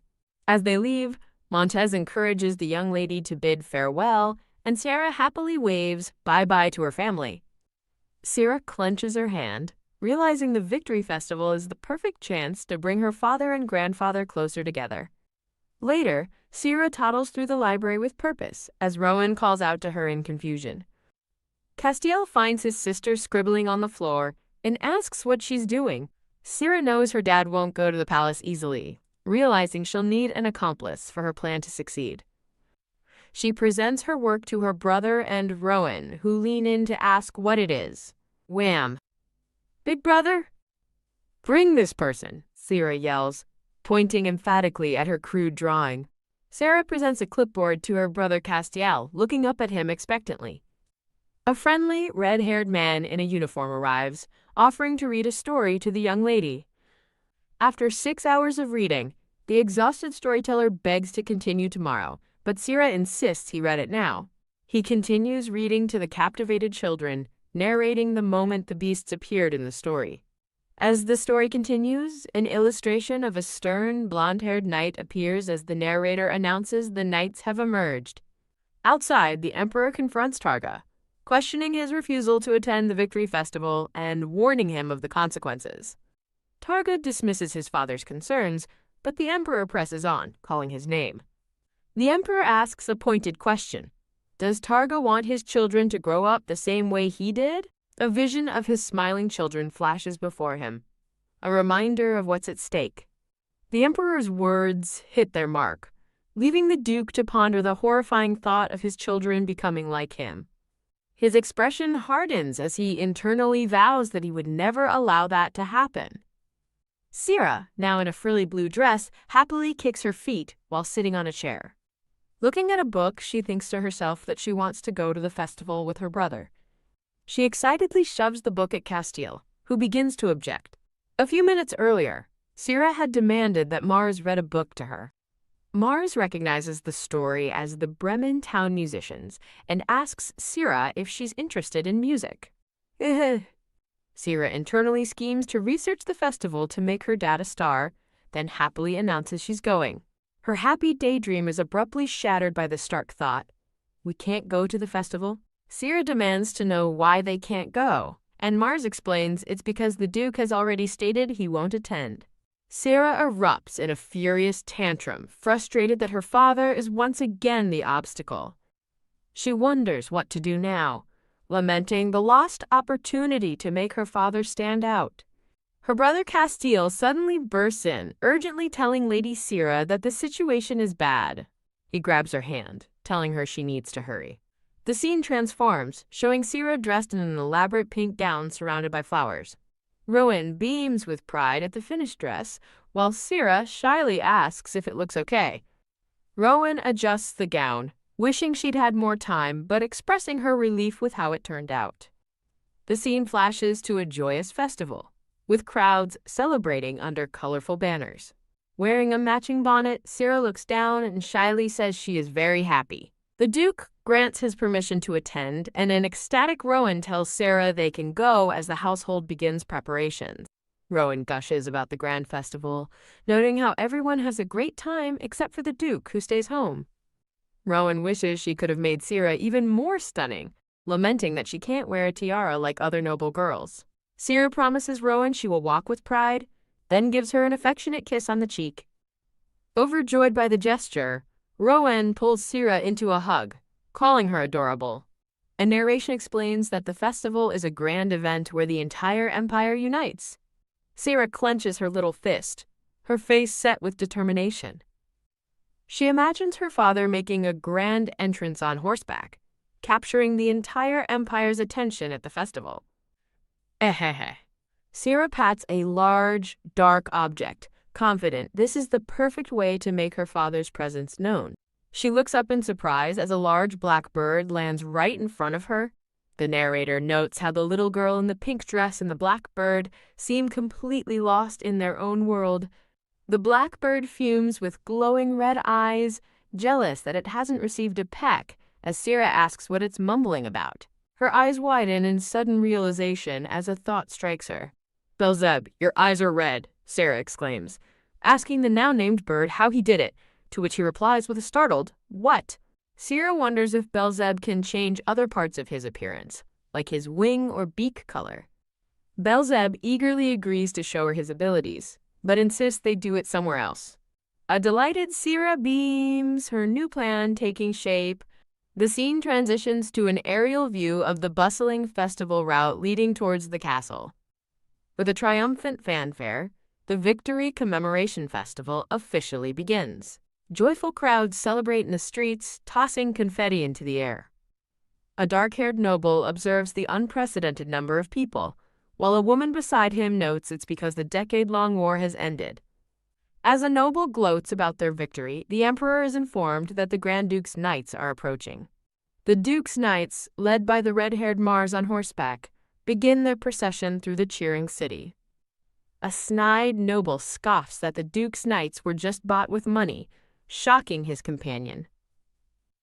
A mustached aristocrat smugly announces the grand entrance of the royal knights. The royal knights make a grand procession on horseback, marching in perfect formation.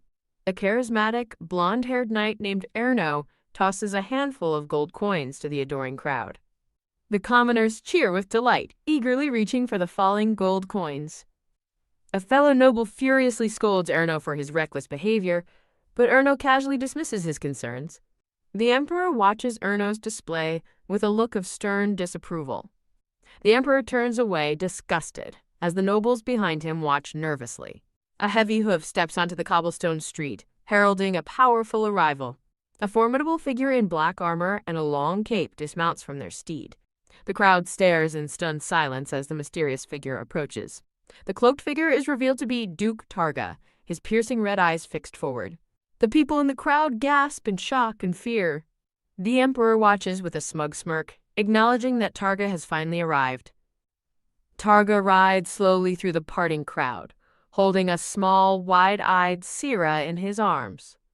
A shocked bystander points, asking in disbelief if Duke Targa is holding a baby. Sira, nestled safely in her father's arms, gives the stunned crowd a bright, happy wave and says, "Hello." She waves cheerfully again, beaming at the onlookers. The crowd whispers in astonishment, wondering if the fearsome Duke of Berk has brought his daughter. Sira knows her smile isn't enough to win them over, and decides it's time for the next phase of her plan. A small boy points in fear, calling Targa the Grim Reaper, but his mother quickly scolds him. The flustered mother quickly apologizes for her son's words. Suddenly, a massive black wing unfurls, emitting a brilliant, divine light. A woman in the crowd points skyward, urging everyone to look. Belzeb, now transformed into a magnificent glowing bird, soars above as the crowd cheers, hailing the appearance of the goddess's divine bird. Sira looks up with a satisfied smirk, commending the now-named Belzer on his perfect timing. Sira promises Belzer a present for a job well done, causing the bird to react with shock and delight. In a flash of light, Belzer transforms into a handsome, dark-haired man who asks Sira if he isn't amazing. Belzer vows to earn a kiss from Sira as she waves goodbye, promising him snacks when they return home. A single, large, black feather drifts down from the sky, landing gently in Targa's arms near Sira. The little boy from before points up at the really big bird, as his mother insists he apologize to the young lady. Sira kindly offers the boy the feather Belzer left behind as a gift. Surrounded by an aura of flowers, Sira proudly declares that her father is not a divine envoy. Holding the feather, the boy and his mother realize that the rumors about Duke Berk are completely wrong. A man in the crowd begins to chant Targa's family name. Berk. Berk. Soon, the entire crowd joins in, cheering loudly for Berk. The crowd's fear turns to adoration as they thank Duke Berk for protecting their country, while he holds his daughter Sira. Sira beams from her father's arms, thinking that this grand reception is exactly what a returning hero deserves. Her expression shifts to slight surprise as someone calls her name Sira. Duke Targa looks down at his daughter, a gentle light illuminating his face as they are surrounded by flowers. She looks up at her father and gives a confident little, mm-hmm. Targa, holding Sarah with Castiel beside them, strides into the throne room, stopping before the emperor. The mustached aristocrat furiously confronts Targa, accusing him of showing up late just to steal the spotlight. Unfazed, Targa coldly suggests that if his brother finds it amusing, he should go fight the enemy himself next time. A smug smirk plays on Targa's lips as he challenges the emperor. The mustached aristocrat seethes, but the emperor calmly intervenes, declaring there will be no more nonsense on such a wonderful day. Sarah internally cheers on her grandfather, impressed by his intervention. The emperor reflects that while he made some distasteful choices, seeing the children makes it all worthwhile, especially now that they're the most beloved. A bearded noble rushes to the emperor, excitedly confirming that the bird they saw was definitely a divine bird. A woman agrees that the duke's arrival with a divine bird is an auspicious event, while the mustached noble grumbles in frustration. Hee hee. Sarah schemes to find a seat in the guest of honor section and comfortably enjoy the show. Her plan is cut short as she's pulled away, protesting that it was just getting interesting. Castiel looks on with a pale, shocked expression. The bearded noble leads the children away, offering to take them to a designated children's area, leaving the emperor to protest their sudden departure. Sarah happily waves, calling out, "Grandfather." "Bye-bye." The emperor reaches for her in dismay as she explains that her brother is more precious to her. The emperor seethes, silently fuming over the insolent brat's behavior. A sinister smile spreads across the emperor's face. Sarah clenches her fist, vowing to get her revenge for what happened that day. Elsewhere in the gardens, Castiel happily makes friends with another young boy. Two noble women gossip amongst the flowers in a sunny garden. From a distance, Sarah watches the sprawling garden party, taking in the scene. The bearded noble tells Sarah and Castiel they can rest there while he steps away. As Sarah starts to wander off, a worried Castiel asks where she's going and insists on joining her. The festive atmosphere is replaced by a dark, menacing vision of shadowy figures with glowing eyes. Dizzied by the crowd, Castiel stumbles against a tree, begging Sarah not to leave him behind. Sarah munches on a snack, thinking how nice the atmosphere is and wishing Rowan could have come too. She stops and looks up, confused by something she sees. Two women gossip about a lady in mourning clothes, identifying her as the Duchess of Remu. With a sad expression, the Duchess endures the whispers of pity about her fall from high society. The gossip continues, revealing that the Duchess's late son wanted to join the Onyx Knights, but ended up in the Royal Knights instead. One of the women whispers that the Duchess would never send her son into the monster den led by the Grim Reaper. Crunch. Crunch. Two maids are startled by the sound of someone eating nearby. The maids apologize for Sarah, who turns away with a huff as onlookers tisk, calling her a monster's daughter. A hand suddenly grabs Sarah's shoulder from behind. A terrified Castiel has grabbed her, pleading with her not to wander off alone as she yells for her brother. Thump. Castiel faints from the stress, slumping into a chair as Sarah rushes to his side, asking if he's okay. Castiel looks down in despair, asking Sarah if he's really that pathetic. Sarah gently cups her brother's face in her small hands. A pair of legs and fine boots steps into view, approaching the siblings. A smirking, reddish-haired boy appears, sneering that he's found the monsters. An oppressive aura emanates as Castiel and Sarah face their new bullies. A boy with purple hair joins the confrontation, coolly saying, "Long time no see."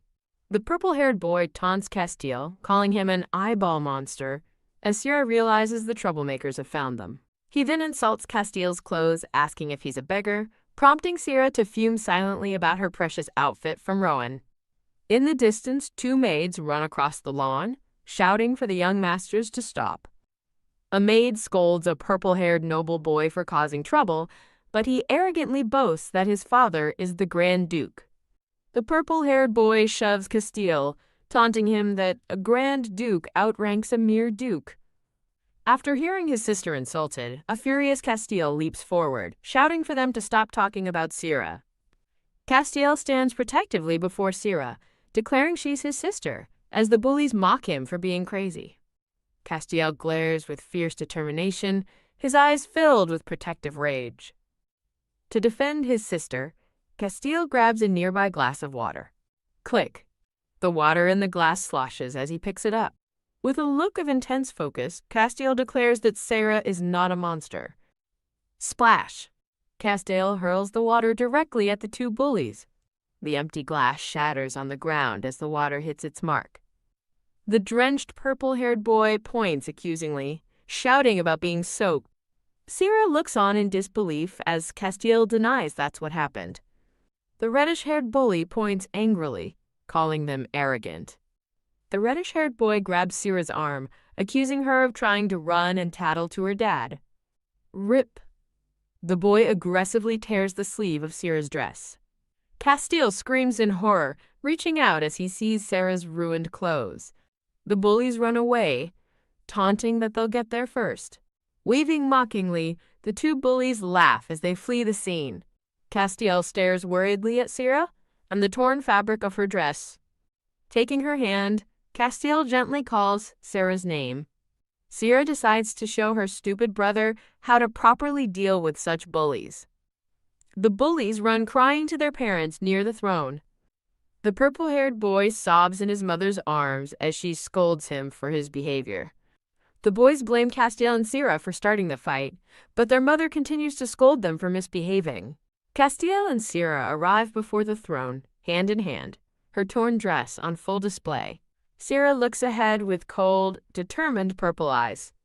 Targa notices the commotion, calling out to Sarah and Castiel. The nobles whisper amongst themselves, wondering what happened between the Duke's and Grand Duke's children. Targa smirks, watching the unfolding drama with interest. Targa extends a welcoming hand toward his approaching children. With a determined step, Sarah vows to show her brother how to handle these crazy bastards. Sarah walks purposefully toward the emperor seated on his throne. The bully's mother watches in utter shock. Targa observes his daughter's bold move with a serious expression. The emperor looks on in surprise as Sarah reaches out to him. Surrounded by a floral aura, Sarah sweetly calls out, "Grandpa!" A woman covers her mouth, stunned by the young lady's sudden action.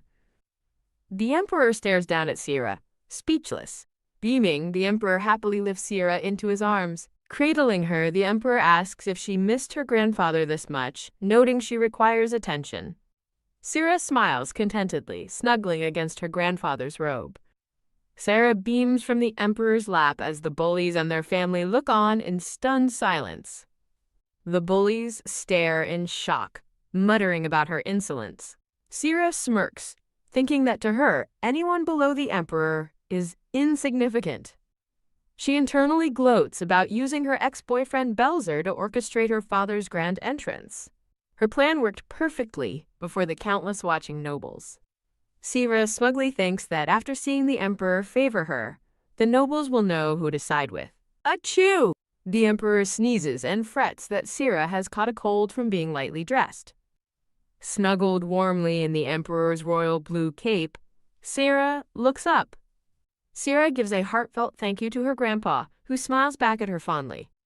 Two noble women whisper about how much the emperor seems to cherish Sarah. They gossip that he's never cared for other grandchildren like this, wondering if his favor is shifting toward the Grand Duke. TSK. The bully's mother, the woman in the green dress, clenches her fist in anger. She glares furiously, questioning how His Majesty could possibly favor a child like Sarah. The purple-haired bully boy seethes silently, a dark, vengeful aura surrounding him. A scream rings out over a dark, crumbling castle, a vision of ruin. The boy's mother stumbles back in shock and horror. The reddish-haired boy asks his mom what's wrong, but the purple-haired boy just wants to eat. Turning on them with a furious expression, their mother demands to know why.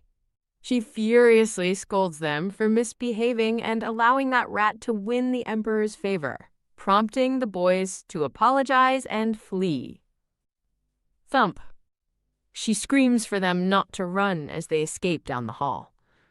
The purple-haired boy complains their mom is dumb for not listening, while his brother insists Castiel started it by splashing them.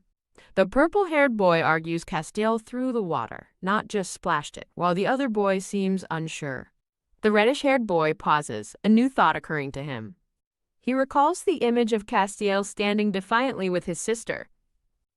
The two boys look at each other, the reddish-haired one utterly confused. The reddish-haired boy argues Castiel must have held a cup, but his brother insists Castiel's hands were empty as he walks away. A man with glasses and brown hair appears, smiling, as he asks the boys if they're going out to play. Ugh. Hearing that their mother is angry, the boys groan as their father asks if they are okay.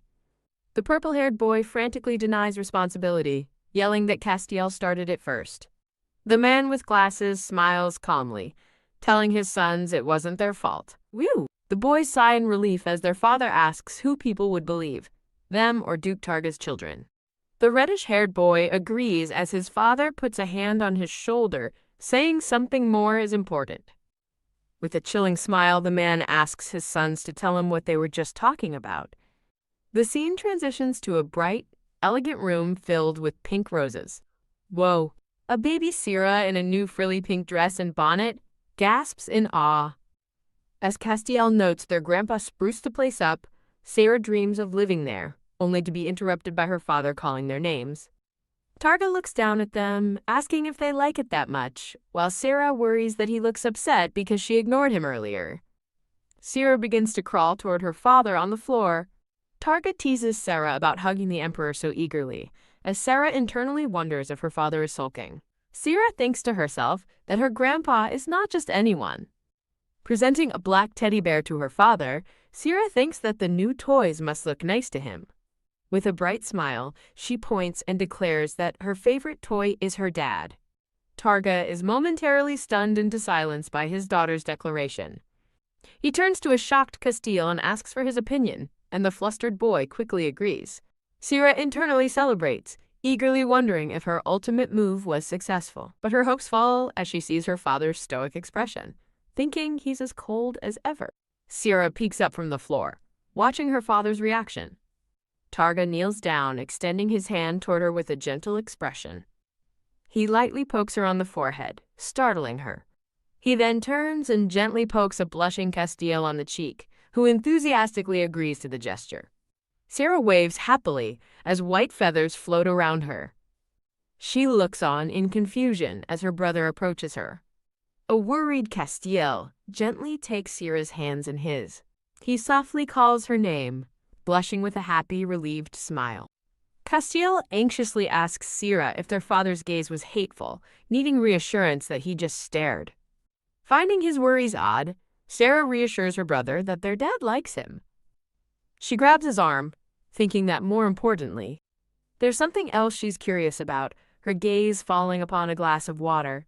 Elsewhere, a man with brown hair laments their victory celebration turning into a wildfire, as a red-haired woman beside him questions his dramatic complaints. A man with brown hair complains about the royal knights dumping difficult tasks, while a red-haired woman beside him sighs, noting their lack of manpower. A man with long red hair and a blue uniform defiantly asks why he should comply with their orders. A blonde-haired man in a black cape coolly questions if there's any reason to obey the royal knights. The brown-haired man immediately backpedals, enthusiastically agreeing with the blonde man, whom he calls Your Excellency. The brown-haired man vents his frustration, saying the knights dump unwanted work on them and will blame them for any failures. Your Excellency recalls how the knights acted similarly in the Ibril forest, causing the other two men to look on anxiously. Acknowledging that the task would take too long, Your Excellency adds that he knows they want to enjoy the festival, surprising his men. The two subordinates glance at each other, recognizing that this is indeed a problem. With a solemn expression, Your Excellency quietly states that he made a promise to return soon. The brown-haired man Mars beams as his leader tells him this works out well because he has a task for him. Clenching his fist with a confident smirk, Your Excellency informs Mars that there is something he needs him to deliver.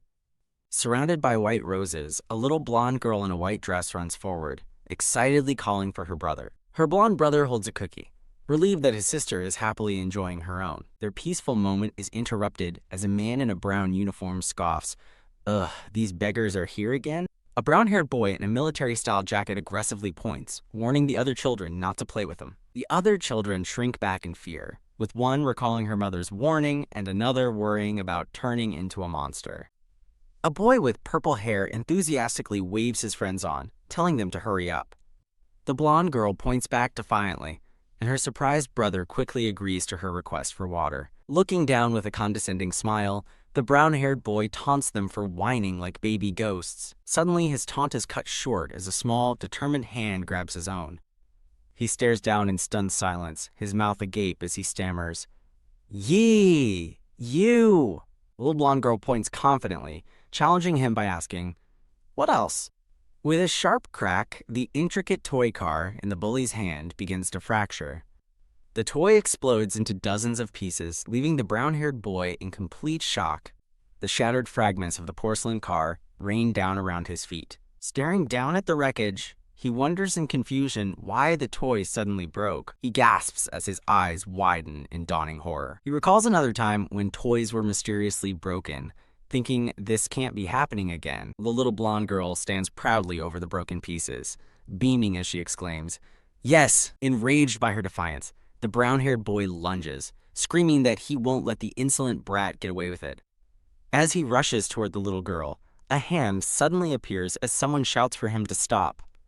The blonde boy steps protectively in front of his sister, his eyes glowing as water magic swirls around his hands, yelling, "Stay away from my sister!" The bully is hit with a blast of water, sputtering in confusion. What the hell is that? As a shimmering aquatic aura surrounds her, the little girl realizes with a smile that her brother's power is real. She recalls her many failed attempts to trigger his ability, which never manifested, leaving her to wonder if he felt anything. She now understands that she wasn't seeing things. The key to unlocking her brother's power is anger. In another instance, her brother angrily holds a cup and defends his sister, yelling, "Don't you dare yell at our Sierra!" The purple-haired boy runs up to his friend, asking, "Thebe, what's going on? Why did you scream?" A swirling vortex of water magic separates the blonde siblings from the two stunned bullies, Thebe and his friend.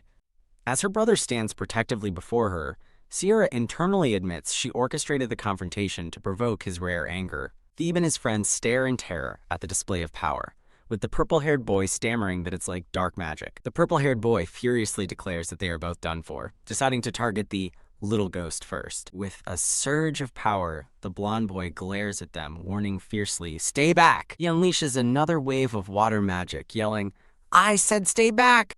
as the two bullies shield themselves. As the bullies scream, he immediately turns to Sierra, his anger replaced by concern as he asks if she's hurt. Sierra happily reassures him she's fine and praises his amazing power, while the two drenched bullies tremble behind them.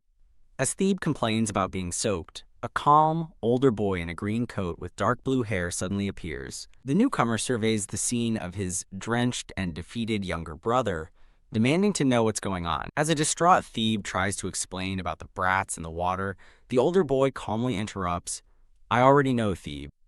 Thebe looks up at his older brother in total confusion, able to manage only a faint, "Huh?" The older boy places a reassuring hand on Thebe's shoulder. He then smiles gently and reveals, "It's me." An end-of-season note from the artist announces a break and promises an exciting return in June.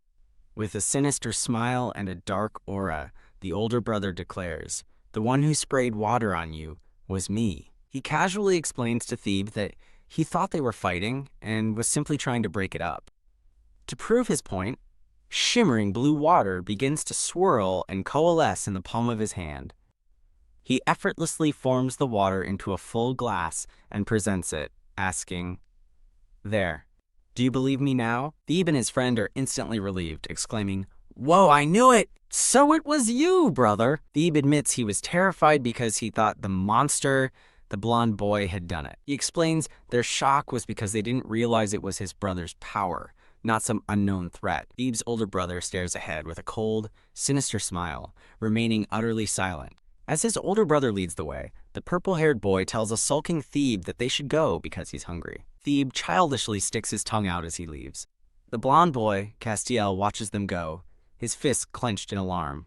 His sister, Sarah, rushes to his side, excitedly reassuring him that he's truly amazing. Insisting his power is real, Sarah wonders how to explain it as they both stand before the legs of a tall man. Castiel and Sierra look up in awe at the person standing before them. A smiling brown-haired boy cheerfully confirms that Castiel was indeed the one who used the power. He tells a surprised Castiel that he isn't just trying to be nice, he's simply speaking the truth. The brown-haired boy beams, radiating a friendly and cheerful energy. Glancing down at the little girl, he asks Castiel if she is his younger sibling. Castiel formally introduces himself and Sarah, and the brown-haired boy happily returns the pleasure of meeting them. Sierra is immediately impressed by the polite and handsome boy, thinking he'd be a great friend for her brother, and is then shocked to realize he's the second Duke of Remue. She recalls a noblewoman in mourning and realizes that this boy must be her grandson. The boy waves goodbye, explaining his grandmother is waiting, and Castiel wishes him well.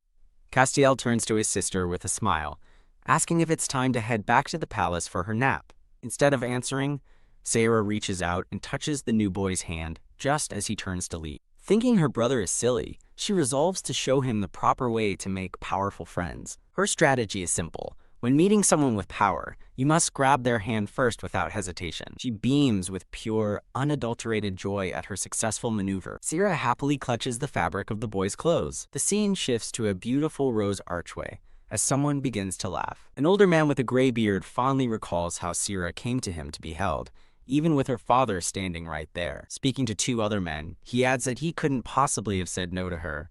An aide watches a chibi version of a white-haired boy ignore a dark-haired man, wondering why His Majesty is picking another fight with the Duke. The king, a man with a brown beard, is startled as his aide asks why he was summoned. A blonde-haired man in a blue uniform coolly asks the king if he's offended, questioning if he truly thought his actions would go unnoticed. The king smirks back, retorting that Sierra came to him first and asking if the blonde man understands the implications. With a calm smile, the blonde man tells His Majesty he can interpret it however he likes, enraging the king. The king furiously shouts that he is simply stating the truth. Sierra ran to him, and nothing more. The blonde man calmly suggests it's better if His Majesty doesn't know the full story, leaving the king stunned. With a knowing look, the blonde man thinks to himself that the one Sierra loves most is the memory of a baby Sierra happily pointing at someone. In a cute chibi standoff, the shocked king confronts the calm, blonde-haired man. The king challenges him to get everything out in the open, but the blonde man warns that he will regret it. The blonde man lowers his head, his expression resolved and unwavering. The king, flustered, demands to know why the blonde man suddenly stopped talking. A brief, shining memory shows Sierra happily holding the hand of the brown-haired boy she just met. As the king and the blonde man face off, the king asks, with dawning realization, if the person Sierra loves is a boy. Back in the garden, Castiel has a moment of shocked clarity, realizing the truth in the king's words. The new boy, Arsène, smiles kindly and says he doesn't have any siblings, a fact Sarah mentally files away as likable smile confirmed. Sierra, holding her brother's hand, internally praises her own excellent judgment in picking a friend for him. Arsène gives Sierra a warm, gentle smile, causing her to blush. Castiel happily waves, bidding farewell to his new friend. Bye, Arsène. Waving energetically, Castiel internally celebrates how happy he is to have made a new friend and is glad he held on to Arsène. The blonde-haired man, presumably their father, observes them from a distance, noting how happy they seem. Sarah jumps in surprise at her father's sudden appearance, complaining that he startled her. Her father gently chides her for running around so much when she has only just started walking properly again. The atmosphere grows tense as the father and the king glare at each other, with the king noting the complete change in his rival's eyes. Sarah looks up at her father's tense expression, completely bewildered. A frustrated chibi Sierra shouts that she doesn't understand what her father and the king are talking about. In a flashback, a younger Castiel and Arsène play in a field, with Castiel eagerly suggesting they go check something out. A sleepy younger Sierra lets out a big yawn. Sitting on a bench, the tired little girl shakes her head, trying to stay awake. Arsène tells Castiel he didn't realize how busy his friend would be playing every day. An unseen woman recognizes Sierra, identifying her as the famous granddaughter of His Majesty. A red-haired woman in mourning attire approaches with a parasol, asking Sierra why she is all alone. The woman in black gives Sierra a knowing smile. She laughs, guessing Sierra's brother went to play without her, as Castiel and Arsène are seen running happily in the distance. The woman watches the boys with a gentle, wistful expression. Looking at a duck on the water, she muses that men are just boys, and she'll never understand them. In a somber memory, she recalls a cloaked figure in his last request to become a knight, regretting that she never tried to understand him. Smiling kindly, she apologizes to Sarah for speaking so frankly to a child. She turns to a maid and gives instructions for the young lady to be escorted safely back to the palace. She tells the surprised blonde maid that they can't continue dampening the Empire's celebrations with their mourning clothes. As the maid stammers, Sarah asks from the bench if they are both supposed to stop mourning. The red-haired woman's expression becomes resolute, affirming she means right this very moment. The woman asks Sarah to keep their talk a secret, and the little girl enthusiastically agrees. HMPH back with her brother. A pouting Sarah glares at him for leaving her alone, while a panicked Castile quickly apologizes. Castile asks Sarah what she and Arsen's grandmother were talking about, but she just stares thoughtfully into the distance. Sarah puts a finger to her lips, signaling for her brother to be quiet. She then beams, clearly enjoying her little secret. In a quiet room, a woman with long dark hair hums as she snips at something in a teacup. Surrounded by flowers, the dark-haired woman smiles and congratulates someone named Lucas for doing very well. Sitting across from a dark blue-haired boy, she explains that rumors of his awakened water power have conveniently spread, just as nobles gather for a victory celebration. She notes his power is far more impressive than the mere droplets Thebe and Harmel can conjure, asking when he trains so hard. Hearing his power can shoot upward, she slams her cup down, deciding they must summon Cameline immediately for formal recognition. The boy, Lucas, looks up with a heavy expression, addressing his mother and pleading for her to stop.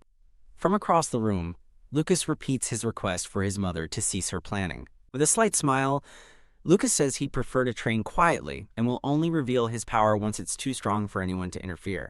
His mother readily agrees, praising his foresight and concluding that sending him to study abroad was a worthy investment. Lucas lowers his head with a cold smile, thinking to himself that his mother is definitely busy with her own agenda. As his mother reaches toward him, he calmly asks her what greater strength he could possibly have.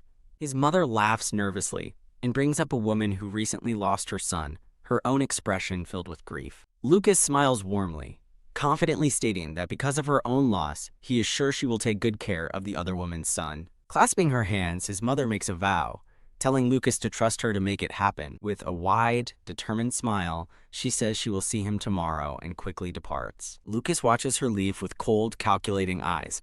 As a dark shadow emanates from him, he cynically admits that while she is his mother, he has to admire her confidence.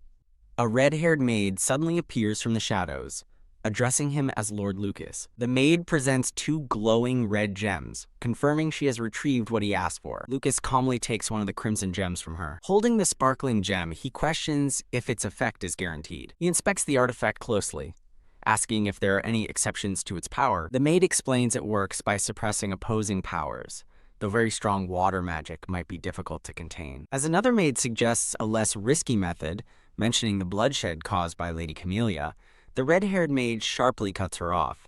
She reassures Lucas that the only way to break the artifact's power is with a stronger flame, a power that doesn't exist in the palace. A narration explains that the Empire is ruled by water, and the fire-wielding cursed bloodline vanished over a century ago. The maid asks about a place a certain stammerer frequents, and Lucas confirms her suspicions.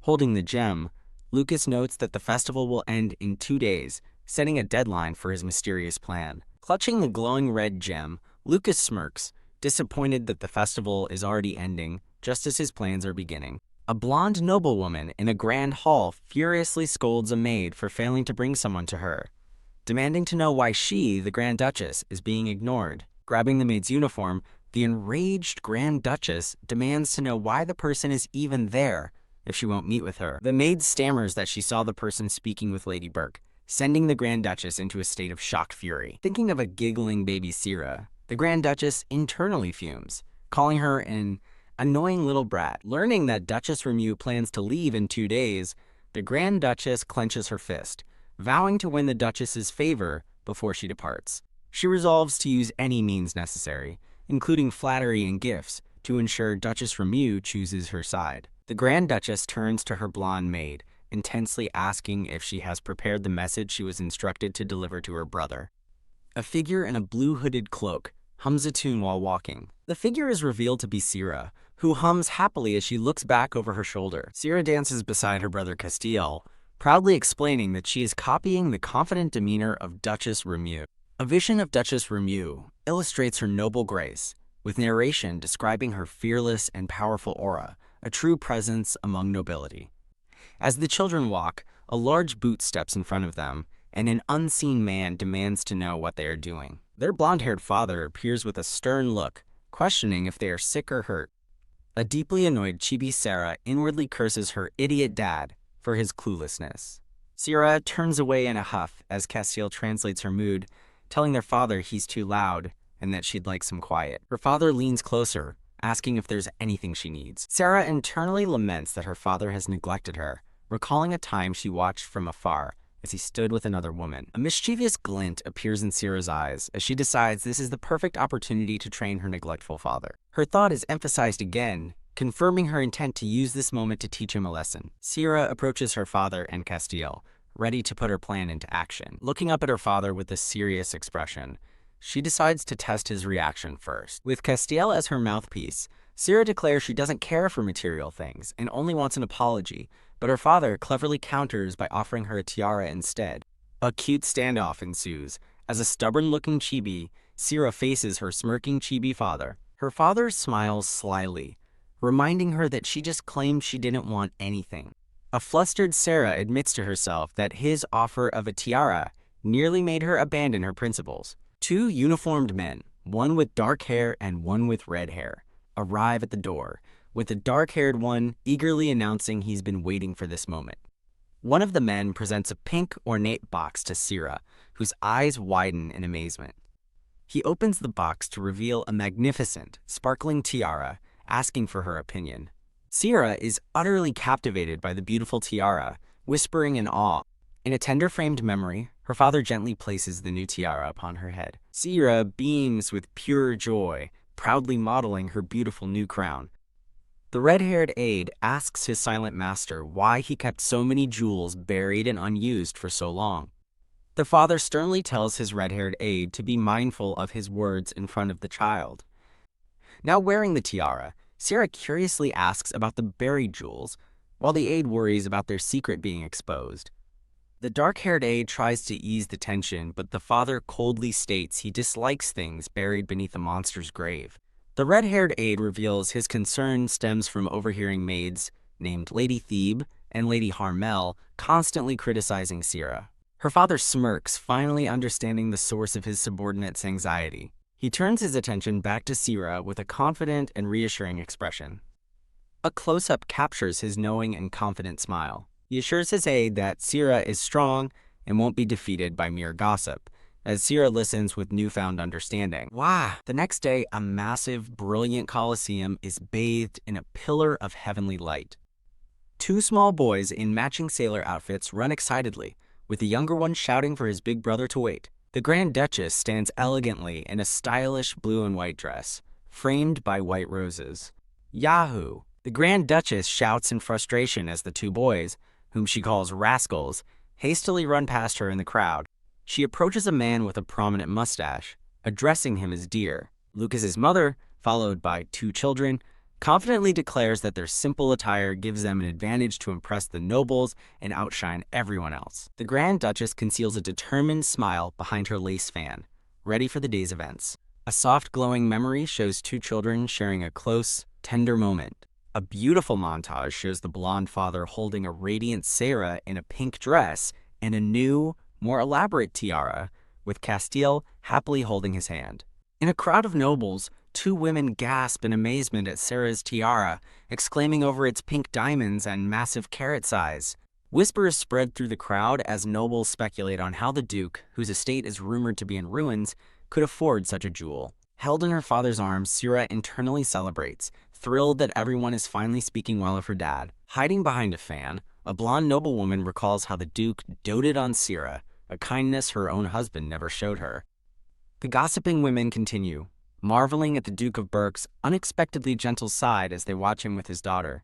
A man with a prominent mustache and blue-gray hair suddenly appears, his face a mask of fury. He furiously scolds the women for their vulgar talk, causing them to bow and beg for his forgiveness. With cold red eyes, Sira's father looks down with an imposing and severe expression. His voice cuts through the air as he icily tells the man not to be rude and to offer a proper greeting. The confrontation is set as the Duke and his children face the mustached man and a blonde woman, with his demand for a greeting hanging between them. The two boys in sailor outfits run past their exasperated mother, the Grand Duchess, urging their parents to hurry. The younger boy suddenly stops, his eyes wide with surprise as he lets out a confused, "Huh?" In a sparkling, ornate frame, Sira looks absolutely adorable while being held by her father. The mustached man furiously reprimands his sons, ordering them to be quiet and remember where they are. He is then confronted by another man who criticizes him for not teaching his children basic manners and being insolent himself. Peeking from behind her father, Sira listens as he coldly asks the man what he means by his accusation. The man points out that his children, Thebe and Harmel, are older than the Duke's, to which the Duke replies with a dismissive "and" sigh. The mustached man lectures the Duke on imperial hierarchy, insisting that younger children must show respect to their elders. A flicker of an amused, almost dangerous smirk crosses the Duke's face.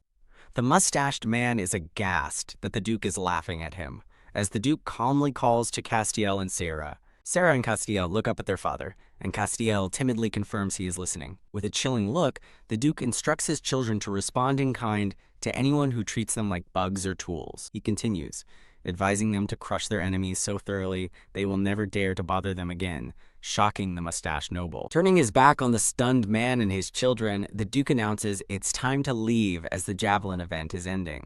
A fist clenches tightly, trembling with suppressed rage. The scene shifts to the finale of the Victory Festival, the javelin event, symbolized by a spear with a flowing red banner.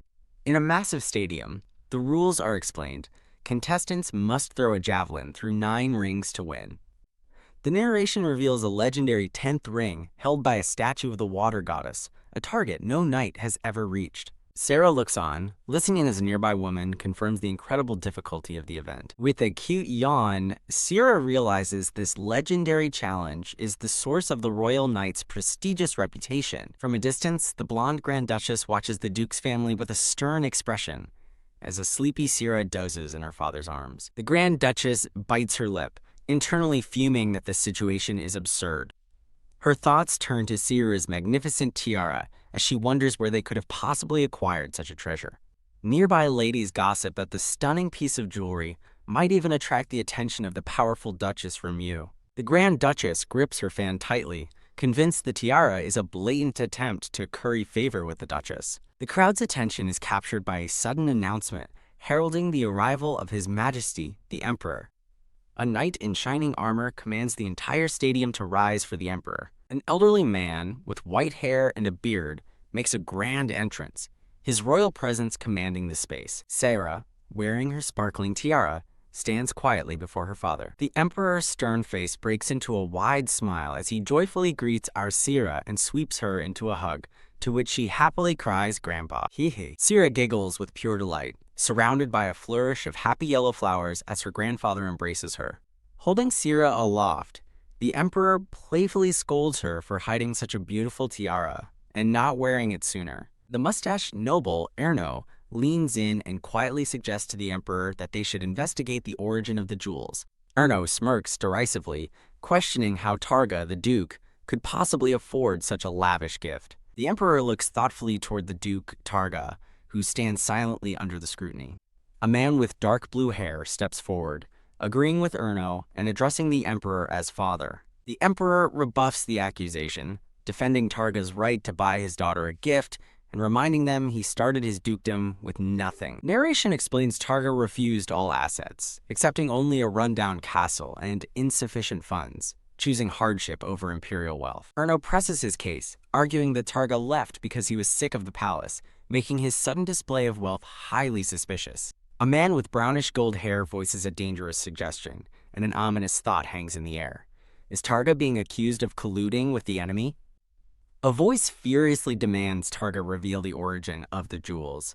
A accusing him of changing his story now that he's cornered. The scene shifts to a dark, misty forest as Targa begins his explanation, naming Kirk's Highland and Rodmill Forest. He continues, listing the frozen ravine of Normans and reminding his accusers they dumped every beast on him, causing the mustache man Erno to stammer in confusion. A wicked smirk crosses Targa's face as he prepares to reveal his secret. With a chilling expression and his arms crossed, Targa explains that the monsters he fought were filled with jewels in their stomachs.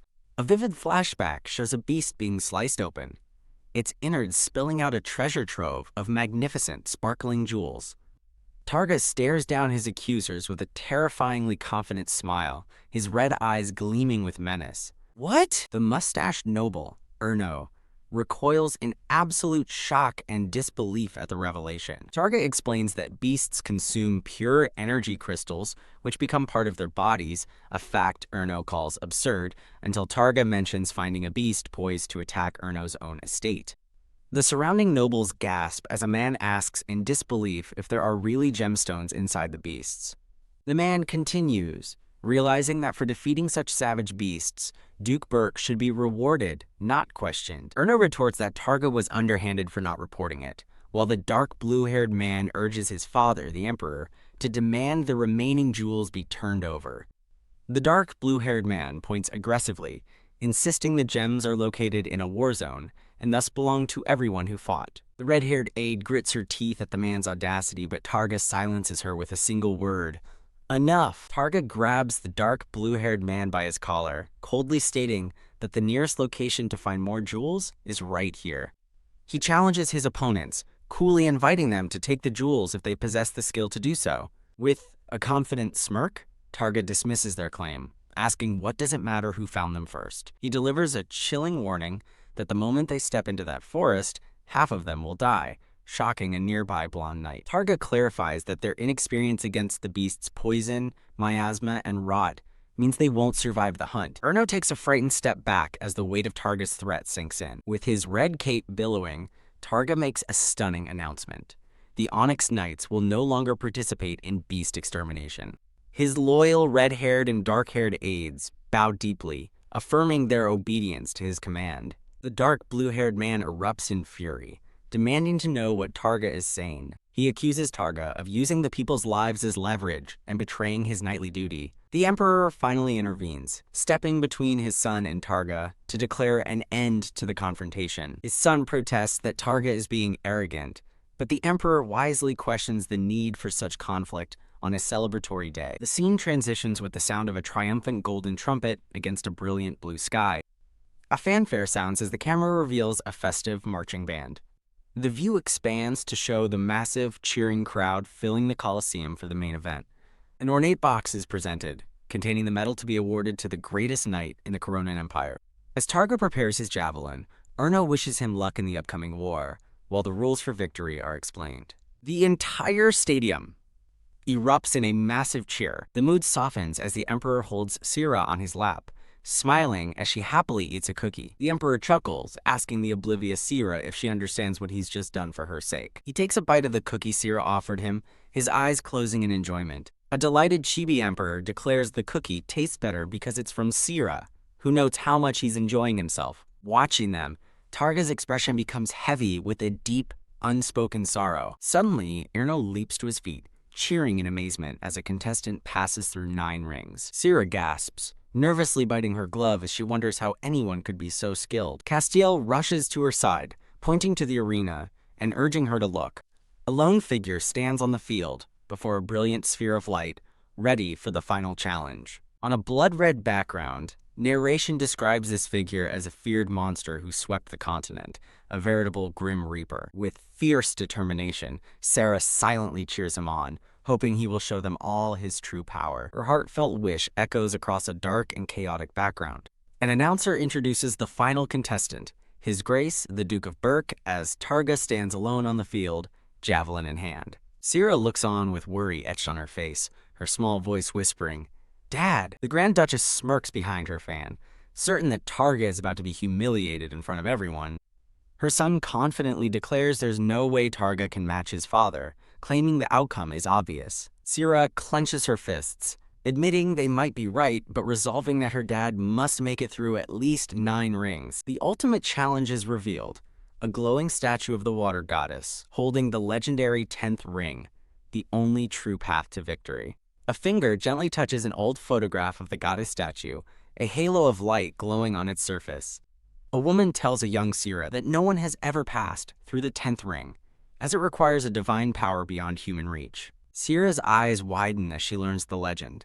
The goddess will grant the wish of anyone who accomplishes the feat. In the present, Sira frantically tells her father to stop looking at them and focus on the target ahead. Targa turns his gaze forward, his expression resolute, as he prepares to throw.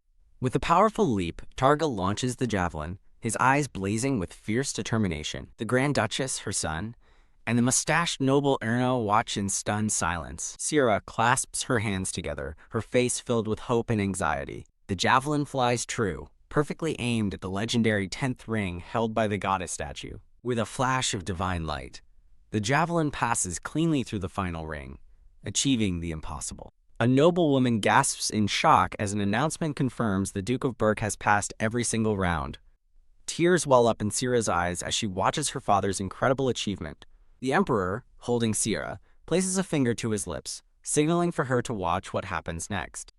From the Emperor's perspective, his gloved hand points toward the now glowing goddess statue. The entire statue of the water goddess begins to radiate a brilliant, divine light. A wave of energy pulses from the ring in the statue's hand, shimmering with power. Ladies in the crowd gasp, exclaiming that the goddess's ring is glowing, a sight they have never seen before. Nearby nobles, including the man with the goatee, stare in disbelief, wondering what is happening. Targa sinks to his knees on the field, bathed in the ethereal light emanating from the statue. With his head bowed, Targa prays to the goddess, asking for peace for the souls of the fallen. The crowd murmurs in awe, realizing he is the first to pass the goddess's ring and used his wish to pray for his fallen knights.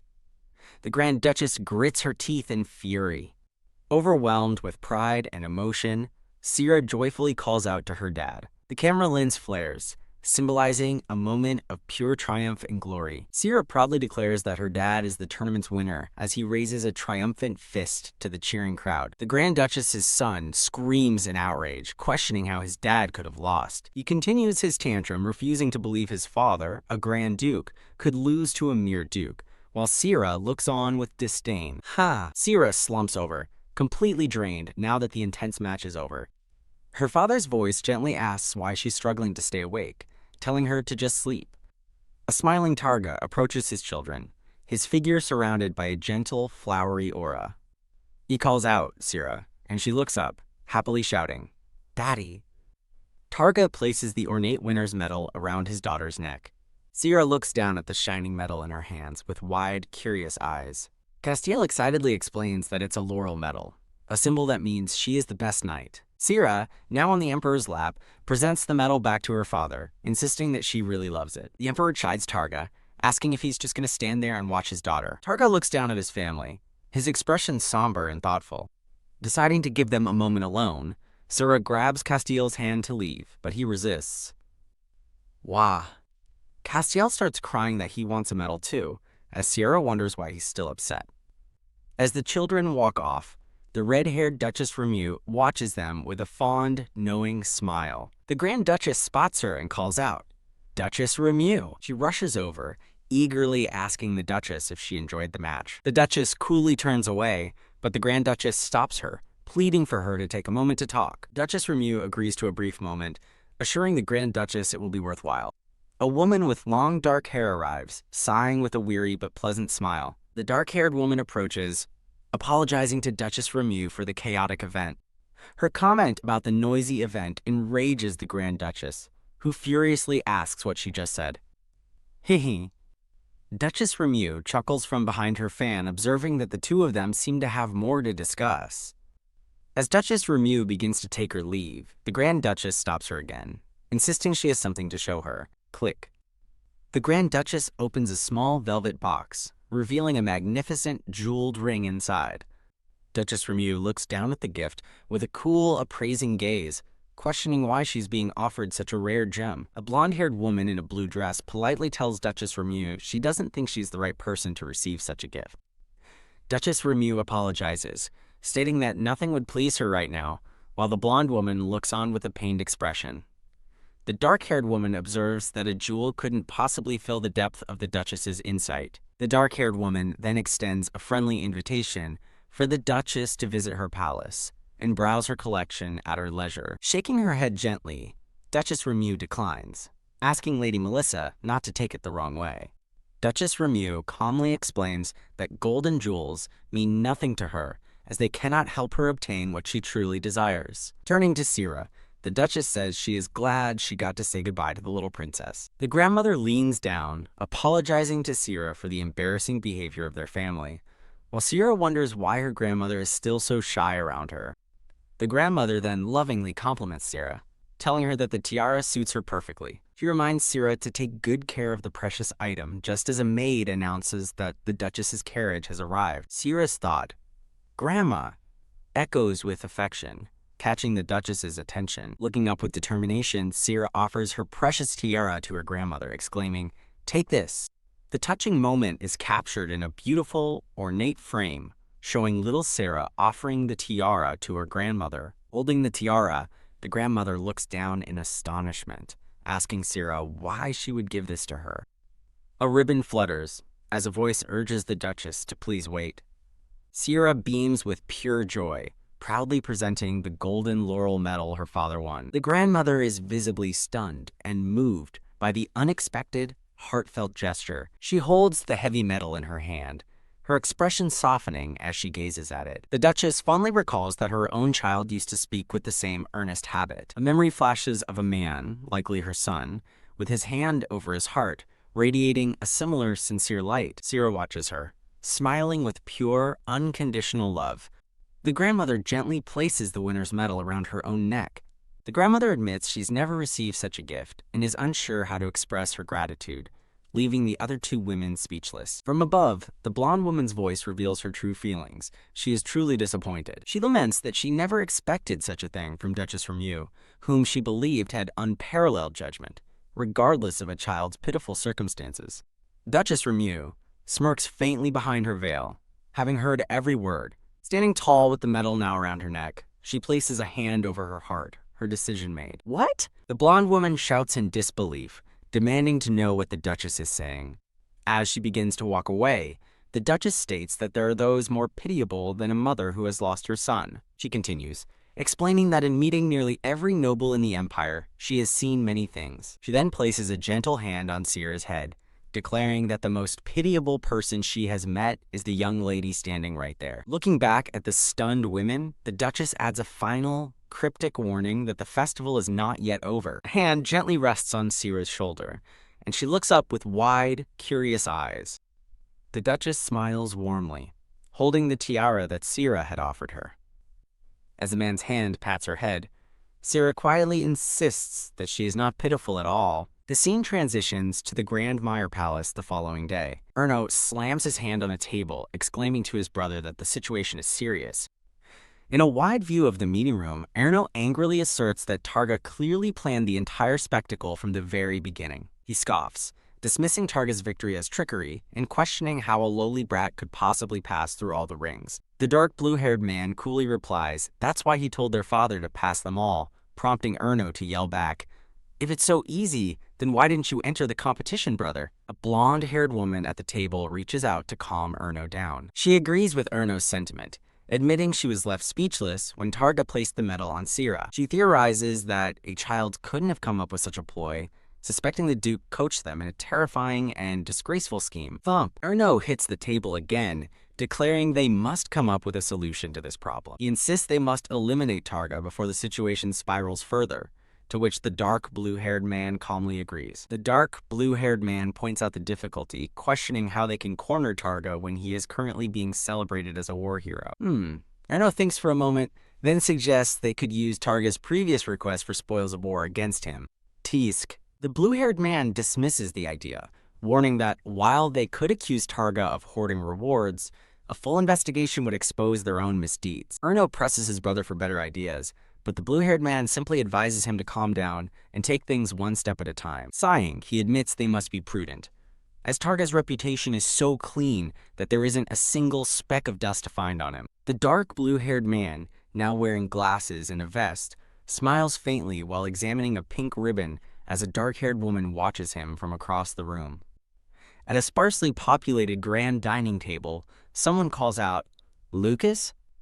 while another voice begins to ask a question. A young man with dark blue hair smiles and apologizes, explaining he was absorbed in a project he was making. Surrounded by a radiant purple aura, the blue-haired young man thinks with a determined smile that he's making Sierra's birthday present. As the family sits around the large table, the young man's thoughts confirm his intention. He's making a birthday present for Sierra. A man in a blue uniform looks up in surprise, asking if he means Sierra, the Duke's daughter. The blue-haired young man explains that Sierra must soon prove her power, sympathizing with the difficult procedures she must endure. He presents a beautifully wrapped gift box with a pink ribbon, wanting to celebrate the safe completion of her trial. The man in the blue uniform grabs a shocked Erno by the collar, nervously confirming that Sierra is indeed the Duke's daughter. The two men exchange a tense, silent glance.